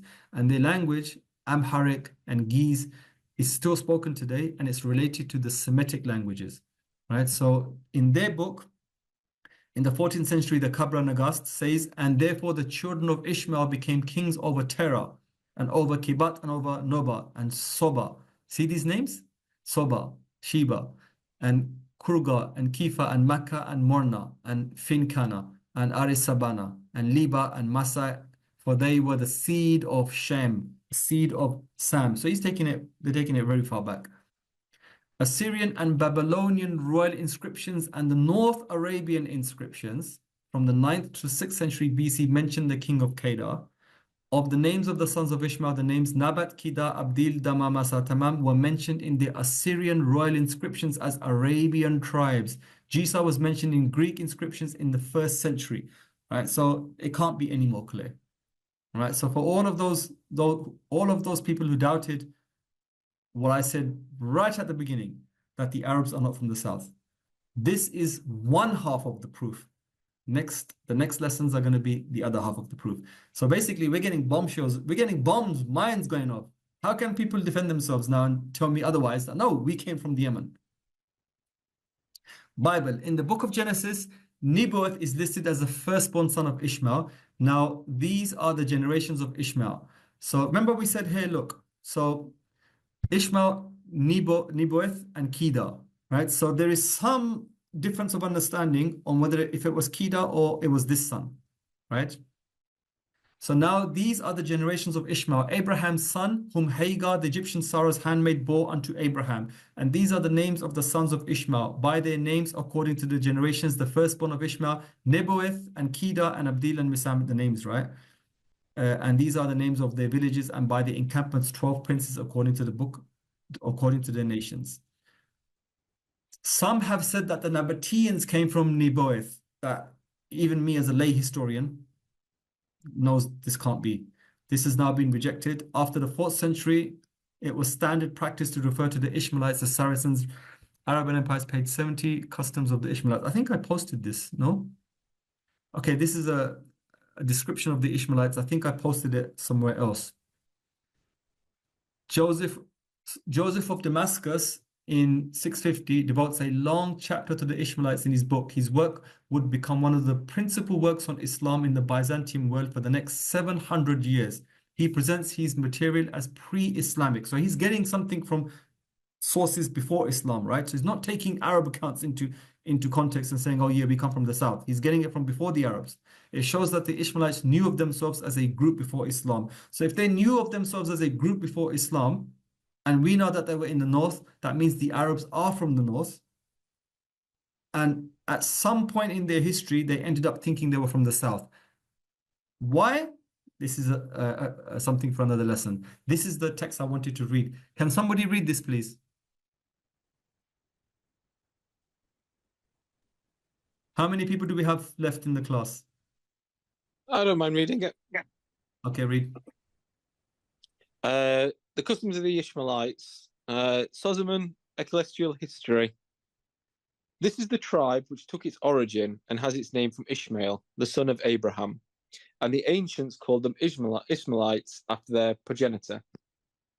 As their mother Hagar was a slave, they afterwards, to conceal their opprobrium of their origin, assumed the name of Saracens, as if they were descended from Seerah, the wife of Abraham. Such being their origin, they practiced circumcision like the Jews, refrained from the use of pork, and observed many other Jewish rites and customs. If indeed they deviate in any respect from the observance of that nation, it must be ascribed to the lapse of the time, and their intercourse with the neighboring nations. Moses, who lived many centuries after Abraham, only legislated for those whom he led out of Egypt. The inhabitants of the neighboring countries, being strongly addicted to superstition, probably soon corrupted the laws and imposed upon them by their forefather Ishmael.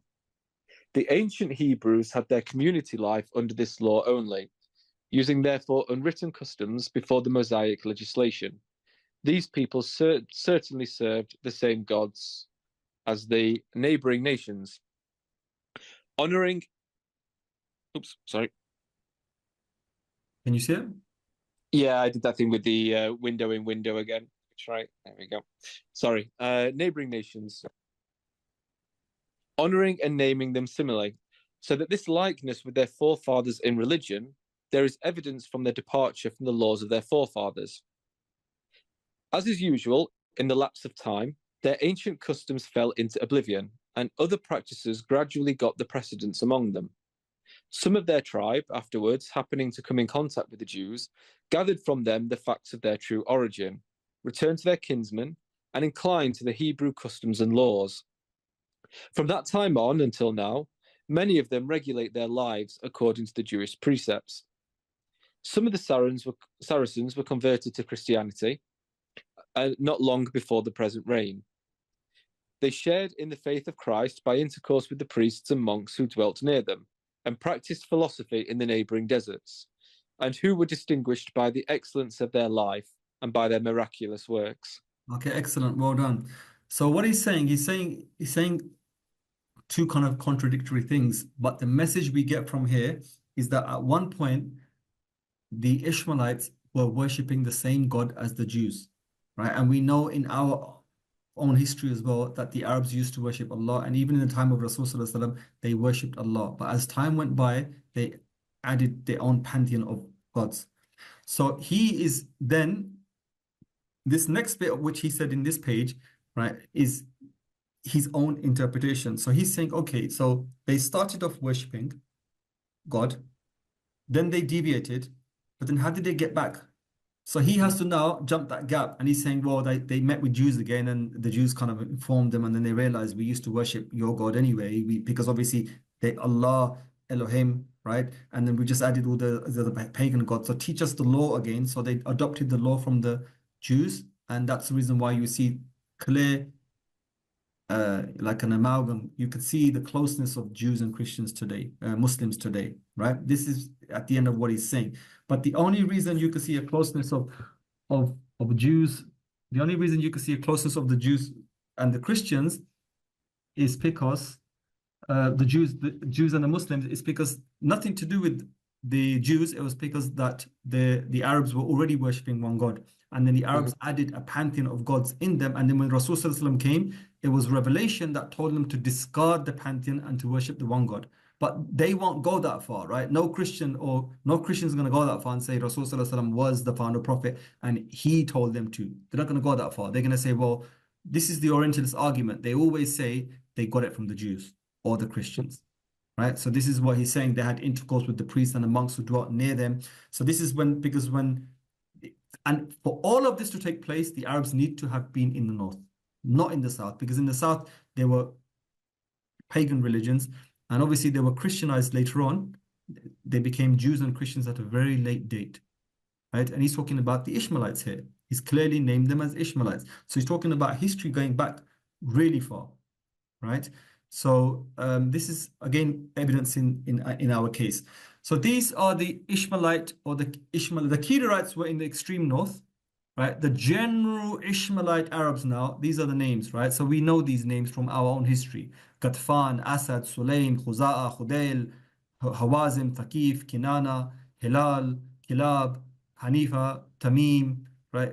Bakr. These are all famous tribes. Ka'ab, these are all the tribes that you will see the names from the Sahaba. They come up again and again, and we know this. This is modern history now, right? When I say modern, this is history going back to the time of Rasulullah. This is another lesson. We don't need to talk about this, right? Now, the last part, nobody sleep because let's have a good giggle, right?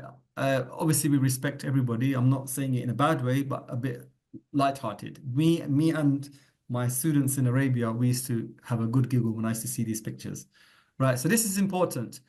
As one of your readings, you're going to get Thisler's book on his wanderings when he crossed the empty quarter. He was a British civil servant. He crossed the empty quarter. He's one of two British people back then who ended up crossing the empty quarter. Nobody had done that before, like Europeans, right? And he took thousands upon thousands of pictures that we have a record for today. Now, these photos date from 1945, which means some of your parents. So your parents, if you've got elderly parents, and if you're so far in your 50s, your parents were born around this time. So we're talking in living memory. So this is before oil. So this is the true picture of Arabia before oil, and you can only imagine how it was in the past just before that. Right, okay, do we have, who's in the class? I want to hear a hello from everybody because I can't see you because I've got my screen open. I want to know, girls, anybody in the class or no? Hello. Assalamu alaikum. Salam. So Amani, you're still there. Rumaisa, are you still in the class? Yes, I'm still here. Cool. Right, and guys, Alex's name pops up and there's another guy. Sorry, I can't remember the name pops up. So there's 2-3 guys as well. Okay, alhamdulillah. Right, okay, let's have a good giggle. Right, so this, I'll give you the website. You can have a good giggle yourself, but I couldn't resist myself. Right, so standing group portrait of 3 Suhal Bedouin tribesmen at Al Rumaila Wells near Al Riyadh.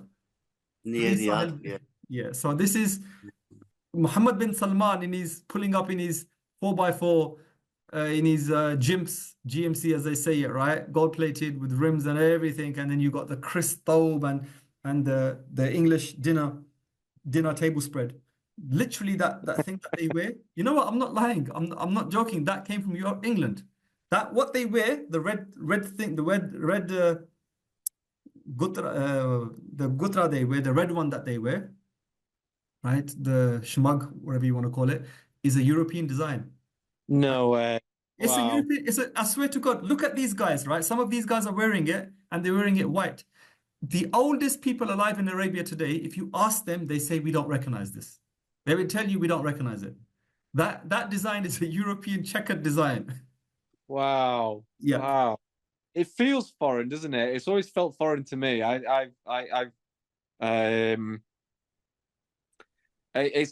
never felt authentic. So It's too that's colourful. fascinating. Carry on, I'm listening. No, it's always been because I remember when I first became Muslim, I suddenly had an interest in Arabia, which wasn't there before. And the way that if I watched films like The Messenger, how the Arabs used to look compared to how they are now, there's obviously a dramatic change.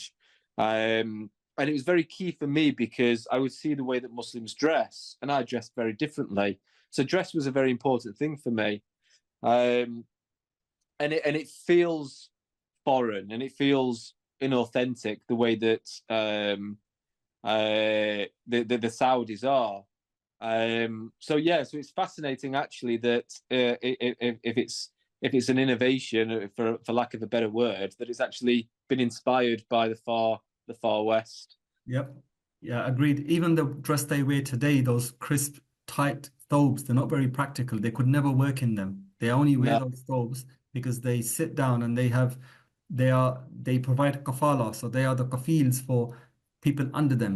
They are the sponsors. So the father will have 2 or 3 people he's sponsoring, then the son under him, and then the daughters also will have. So they've got free money coming in. They've got rent coming in every month from those people, which is illegal, by the way, but they do it.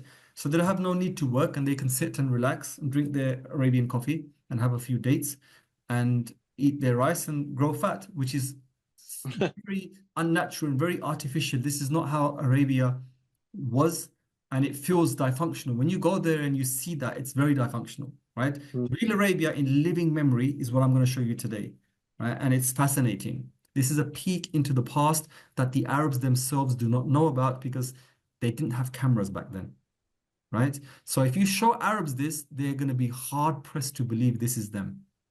Wow. And I know this because I tested that. This is your regular Arab there, right there. This is the famous Arabian Arab, right? And look at it now. There's key things we're looking out for, right? So this is in the north now. Now for every single Wahhabi that likes to dress in a thobe in the middle of a European -degree winter, I dare you to dress like Southern Arabians. You want to dress like Saudi Arabians? Then I dare you to dress like the original Arabs, because the Saudis claim they came from Yemen. So I'm going to show you what the original Saudi dress was, and I dare you to dress like that. Not one of them will step out of their house dressed like that.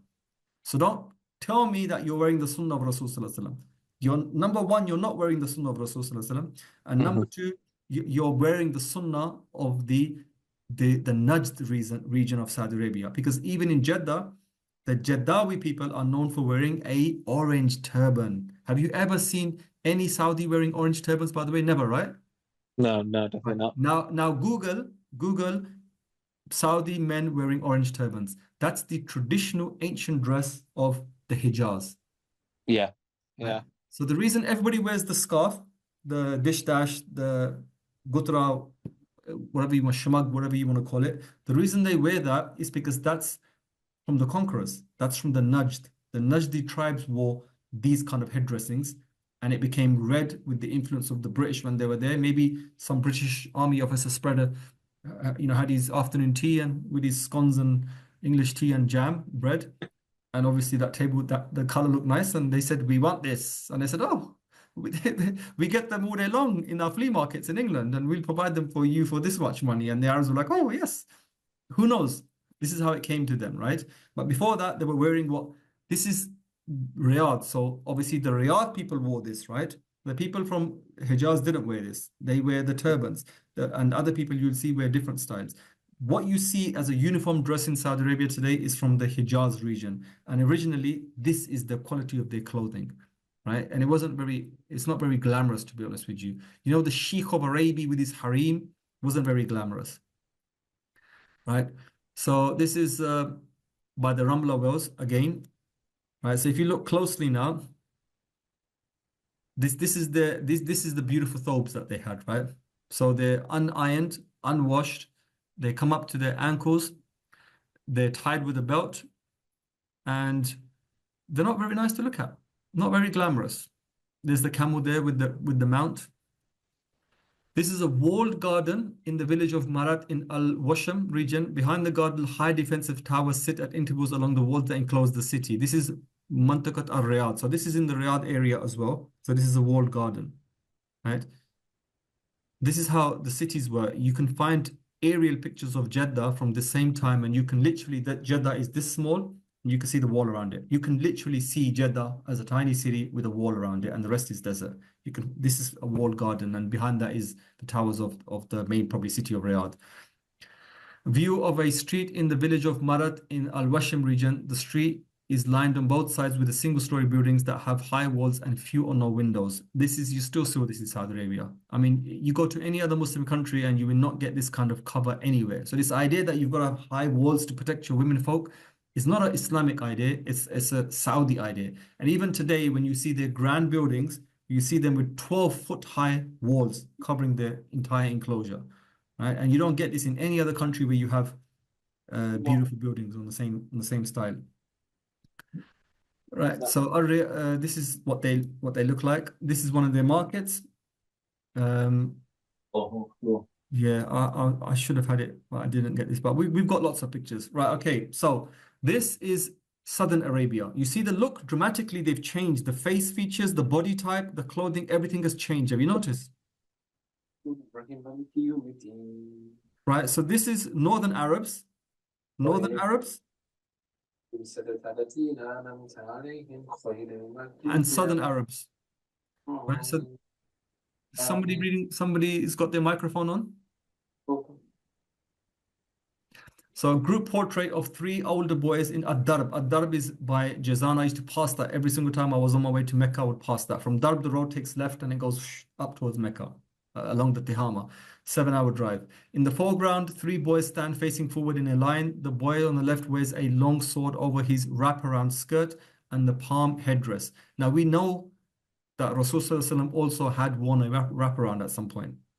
2 other boys stand in the background. In the far distance, people with donkeys walk across the plain.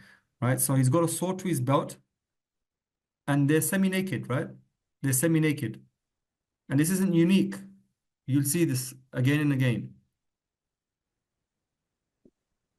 Right, look at those faces, very different from the northern Saudi Arabian faces. And look at the houses in the back. Those are, they call kuh. They call them kuh. They are like made out of grass. They're huts made out of grass like you get in Africa. Literally, this is what the Arabs were. This is what oil-rich Arabs were living in 70 years ago.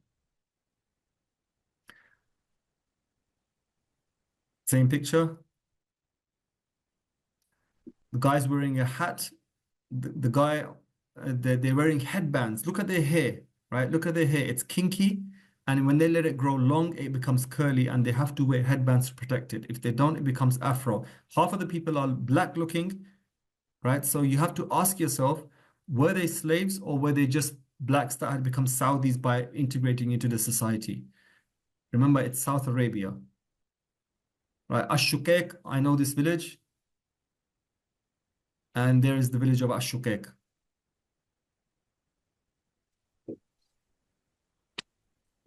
This is a market in Sabia. Oh my God, old names bringing back memories. This is Sabia. How many times did I visit Sabia? Wow, this is what Sabia looked like before my time. Actually, I'd seen a picture like this before. So look at what they're wearing now, right?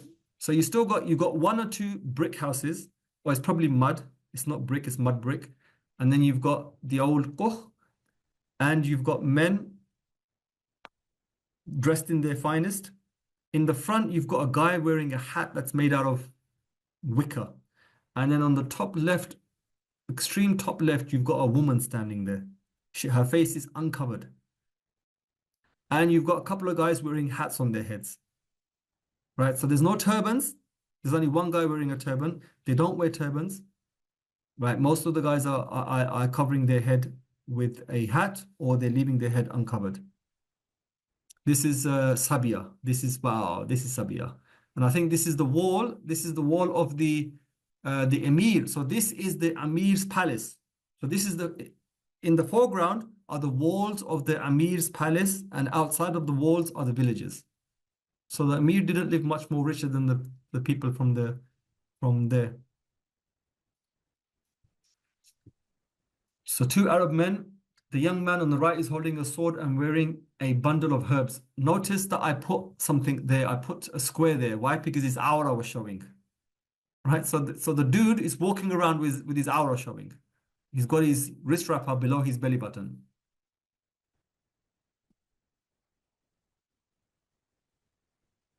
Right, look at the hairstyles. Look at the hair now, right? So if Saudis allow their hair to grow, this is what you get. That's why Saudis don't have long hair. Now, do you remember the pictures we saw in the palace, in the grand staircase? The Arabs had hair like this. This is Bir Ali, Mantiqat Jazan. I swear my students look like this. I used to tell them, I used to say, look, these are your grandfathers. Right, so this is a market in Sabia, right? So on the left is a woman, and look what she's wearing on her head. And the one next to her is also a woman, and look what she's wearing on her head. And all the men who let their hair grow, it becomes afro. And there's another woman there, dead center as well, wearing a hat. So there's 3 women wearing hats, and none of them have their faces covered. And one woman, you can see her shoulder and her arm. That's how poor she is. Right? And the rest of the men are wearing skirts, futa, up to their knees. We've seen this picture before. Market.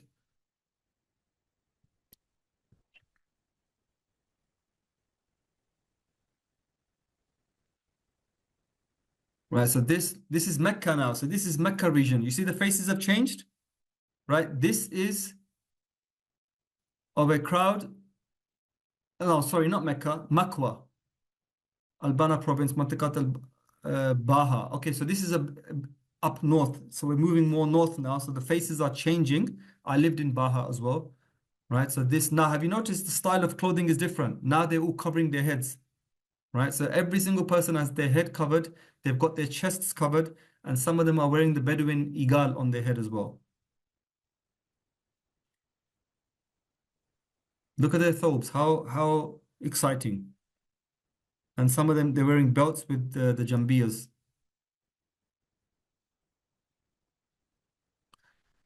Right, so this is a group portrait of the Emir of Thuraiban, his brother and 3 other men standing in a line in the village of Thuraiban. So this is the chief of the village, people. Very stately, right? So that's the best dress you're going to get at the time. The chief wore dresses like that. This is in Mecca province. We're looking at a picture in the province of Mecca, Wadi Hali. Right? So this is the finest Mecca produced. So these are the faces.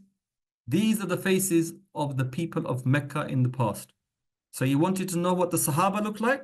Look on, dear people. So if the Sahaba didn't comb if the Sahaba let their hair grow long, which they did, this is what used to happen to their hair. We have Rasul Sallallahu Alaihi Wasallam, we know that he parted his hair in the middle. He oiled it and his hair became curly, right? So because Rasul Sallallahu Alaihi Wasallam was balanced in everything, his hair wasn't straight and it wasn't too curly. It was straightish with waves in there, right? It wasn't too long, it wasn't too short. You know, when you read the description of Rasul Sallallahu Alaihi Wasallam, he wasn't too dark, he wasn't too white, he wasn't too tall, he wasn't too short. He wasn't extra wide, he wasn't thin, he was just wide, like manly. His hands were full-fleshed, right? You know, his neck was long, full lips, a broad eyebrow, a broad forehead, nicely shaped eyebrows, black eyes, right? Classic beauty, balanced beauty.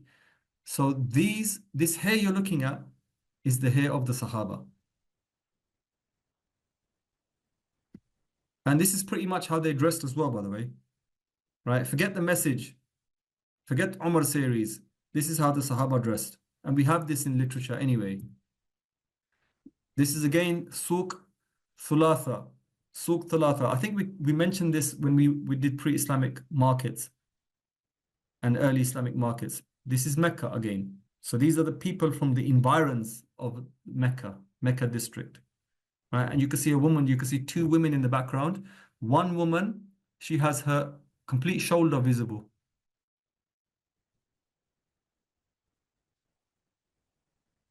Sorry, you need to. Okay, no problem, Nizam al-Mulk. You can catch up. See you next week, inshallah. God bless you for joining us. It's just the pictures and then we're going to end.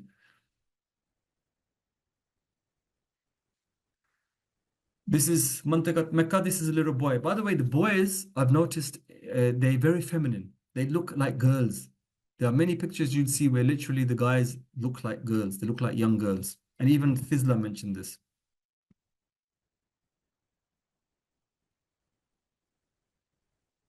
This is Mecca province again. Feast your eyes, people. These are stately men from Mecca. So they've all got their heads covered, as opposed to the south where they don't cover their heads. There's a man there behind the man in front of us. He looks black, or he could be Arab. The one in the foreground, he's got something wrapped around his head. You'll see a lot of that in coming pictures. And he may not even originally be from Mecca. Why? Because look, he's dressed different. He's dressed different to everybody else, and he's got something wrapped around his hair. And that's what the southern Arabs have. So I believe this guy in the foreground is not from Mecca. This is Jazan province. So this is the south. Look at the dress. All of a sudden, the dress changes, right? They're all bare-chested. They got hats on their head, or their heads are bare. They don't cover their hair, right? And look at that guy in the front, right? And it's so interesting because this description of Arabs cutting their hair has been given by right up in the north as well, right? One of them mentioned that they cut their hair like this. Look at his hair. He's got his, like a monk from the front. From the back, his hair is long, and in the center it's all shaved, right? Is that superstition, or is that culture, or what is that? Or is it getting rid of lice? I don't know how, but... And then on the left-hand side, that boy is wearing something on his head. Very strange. We'll have a look at those pictures. On the left-hand side, you can see what the guy is wearing. Right, so this is Asir province. The mountains of Asir have houses like this. All of the Asir province and the southern Arabia province, they have houses like this. In the north, you get tents. The Arabs lived in tents. In the south, in the mountains, the Arabs are desert. The Arabs are mountain Arabs. The mountain Arabs don't live in tents. They live in fortified houses like this. And you could still see them. Here's village houses here. You can see Mecca province. So in Mecca province, you can see houses, homesteads made, they're called kuh, made from grass, or like long stalks of grass, or whatever they are. And this is Wadi Hali near Baidain.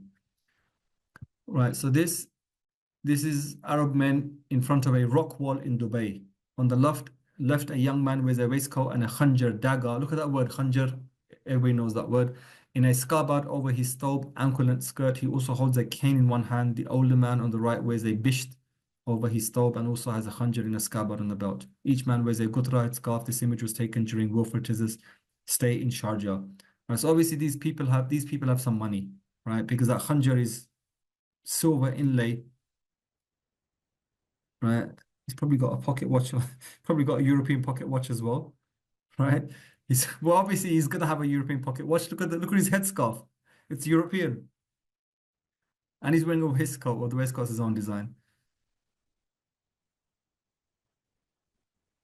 Right, this, ladies and gentlemen, is a wedding party in Mantakat Mecca. So these people are in the environs of Mecca, and you're looking at a wedding party. This is a wedding party, right? So they're wearing their finest. Look, notice the hair on every one of them. Notice the hair. And their shirts, right? They're only attached with one button. So you got your stomach visible for all of them. None of them have their hair covered. And the ones on the right-hand side got their hair tied back behind their back. They've got their hair tied in a bun. They're singing. Right, so this is a Arab boy in Wadi Yiba. Look at his hairstyle. I think we saw this picture. The older man is wearing, okay, this is what he's wearing. I didn't know what the word was. It's made from palm fronds, right? I said wicker or something like that. So this is the fashion of the 40s, people. If you live in the south, this is the fashion of the 40s. You wear a wicker basket, a palm frond on your head. These are three boys of the Sharif tribe standing in Wadi Ash-Shahba. Look at the hairstyle again. This is the Hijaz now. This, if I'm not mistaken, this is Bani Hubaytha, I think his name is, the guy that accompanied Tizajah. He was a 16-year-old boy. This is the Hijaz area. By the way, these you can get thousands of pictures in galleries, right? In PDF. One PDF has like pages and pages of just pictures. Check that afro. That would make any Rasta proud. Any Rasta would be proud of that hairstyle. And he's got a six-pack as well. There's a palm front hat he's wearing. Look, his clothes barely cover his aura. His knees, quite a bit of his thighs are showing.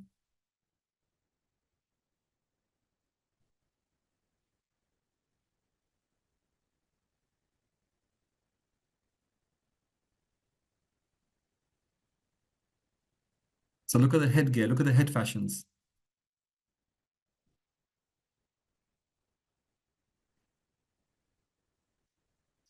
Arabian coffee time. So now we've got full length dress and swords in your belt. Someone's wearing full length dress, they must have money, right? Because you got an expensive sword.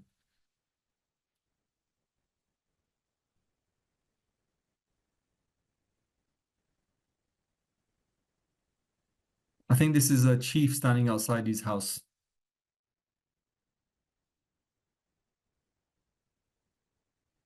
Look at his ankles. Look what he's got on, and he's wearing something on his ankles. Anklets. He's wearing anklets on his ankles. He's got like a wristlet on his elbow, and look what he's wrapped his hair around with.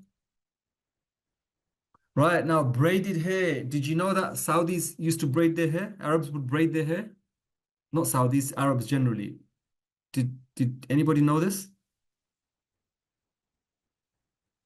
Yes, I've heard of it. I think there was a narration where the Prophet ﷺ had also braided his hair on one occasion. Yeah. When he was traveling from Mecca to Medina to Mecca, he braided his hair and he covered it in like a thick substance, like a gel kind of substance. And what it does is it stops mites and lice and stuff like that infesting your hair. It's not a new tradition. Now, the fatwa from the subcontinent, obviously they find this very strange, right? So they don't really say you can braid your hair, because in the subcontinent it's seen as something very, very strange. So they say, no, it's not a good thing to braid your hair. But in cultures where braiding is normal, like in Europe, right, we have black people, they braid their hair. So it's nothing unique to us. So what's stopping me braiding my hair now?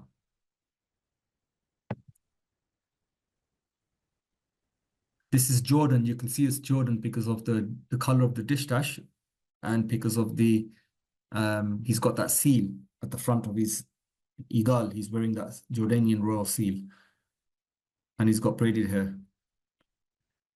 Two Arab gents with nice tashes and braids. And this is a picture I took from Alamy. Braided gentleman. Another braided gentleman. Look at his clothes. Look at that triple belt with bullets. Wow, look at that. And braids. Right, this is Hadramaut. This is the dress of the south now. And if you think I'm joking, I'll show you more. This is the dress of the sons of Hadramaut. Traditional dress of these people. Right, now look at that man on the right-hand side with the hair. And look on the left. Remember I showed you that picture of the Arabs fighting on camelback? Same here. You see it? Now you know what the Assyrians are describing. They're describing this picture on the right-hand side. They're describing hair like this, semi-braided. Who is this famous person? I've given his name.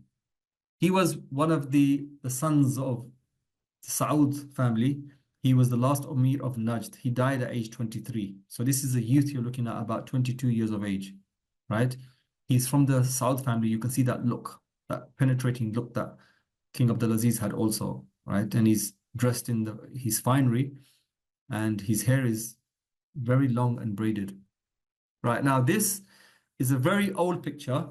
It's depicting Rasul Sallallahu Alaihi Wasallam. So I deliberately blotted the face out. Right, this illustration is from 1315 from Jami at-Tawarik. This is a drawing, right?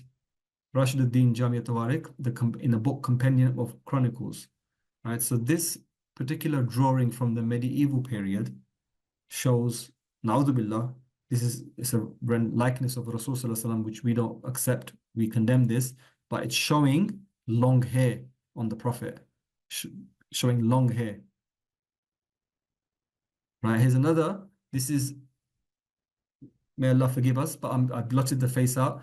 the young Muhammad being recognized by the monk Bahira. So this is talking about the same story of Bahira the monk, right?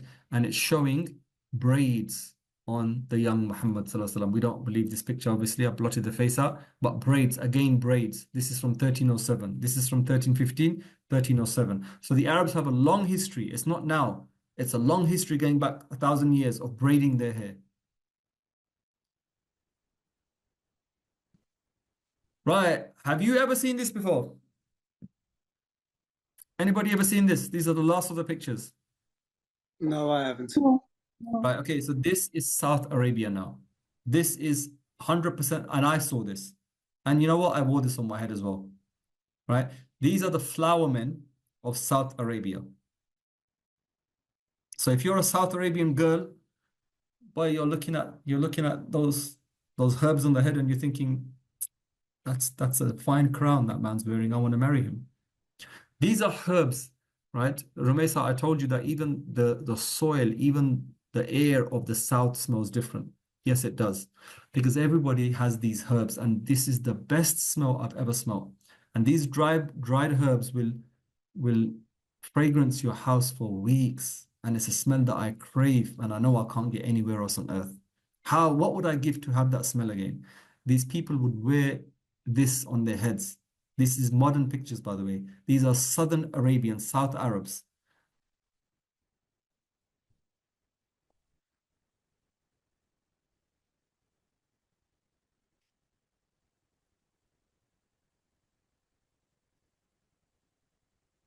This is what they wear.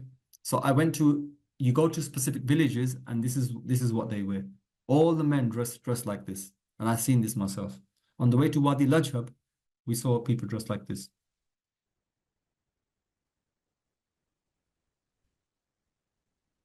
Brooding.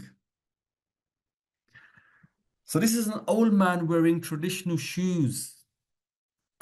You know, we have the copy of the Na'alain of Rasul Sallallahu Alaihi Wasallam, right? This is how traditional shoes were worn. So the companions, the Rasul Sallallahu Alaihi Wasallam, probably wore similar shoes like this.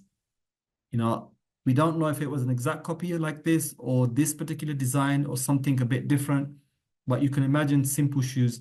This is what everybody kind of wore.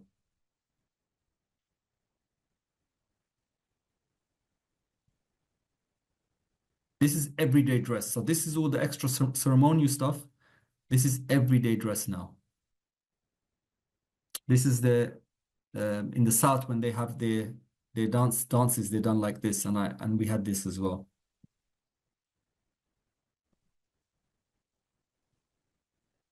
Right, that's it. That's the last of the slides. Or have I got more? I'm going to end with, right, so this is a modern. So this is a footballer in Saudi, right?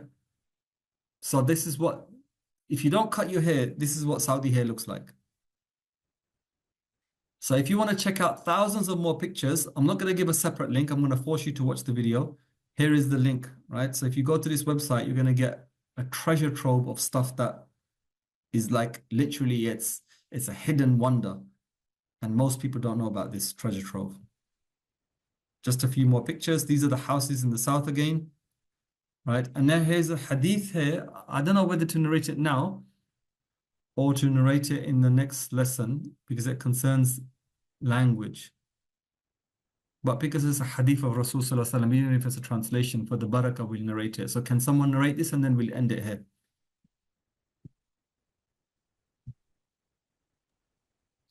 I would love to, but I'm in the car at the moment. I'm just about to pick up my wife. All right, cool. So any other gent or all the gents have left? You want me to read it? Yes, Nasser, read please. Narrated Farwa bin Musaik al-Muradi. I went to the Prophet Sallallahu Alaihi Wasallam. Shall I not fight those who turn away among my people, along with those who believe? So he permitted me to fight them and made me their commander. When I left him, he asked me, saying, "What has al-Butayfi done?" He was informed that I set off on my journey. He said, so he sent a message on my route that I should return. I went to him and he was with a group of his companions. He said, invite your people. Whoever accepts Islam among them, then accept it from him. And whoever does not accept Islam, then do not be hasty until new news reaches you. He said, and what was revealed about Sabah was revealed. So a man said, O Messenger of Allah, what is Sabah? Is it a land or a woman? He said, it is neither a land nor a woman, but it is a man who had 10 sons among the Arabs. 6 of them went south in Yemen, and 4 of them went north towards Asham. As for those who went north, they are Lachem, Judam, Ghassan, and Amila.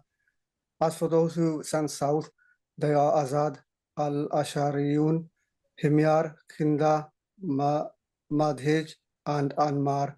A man said, O Messenger of Allah, who are Anmar?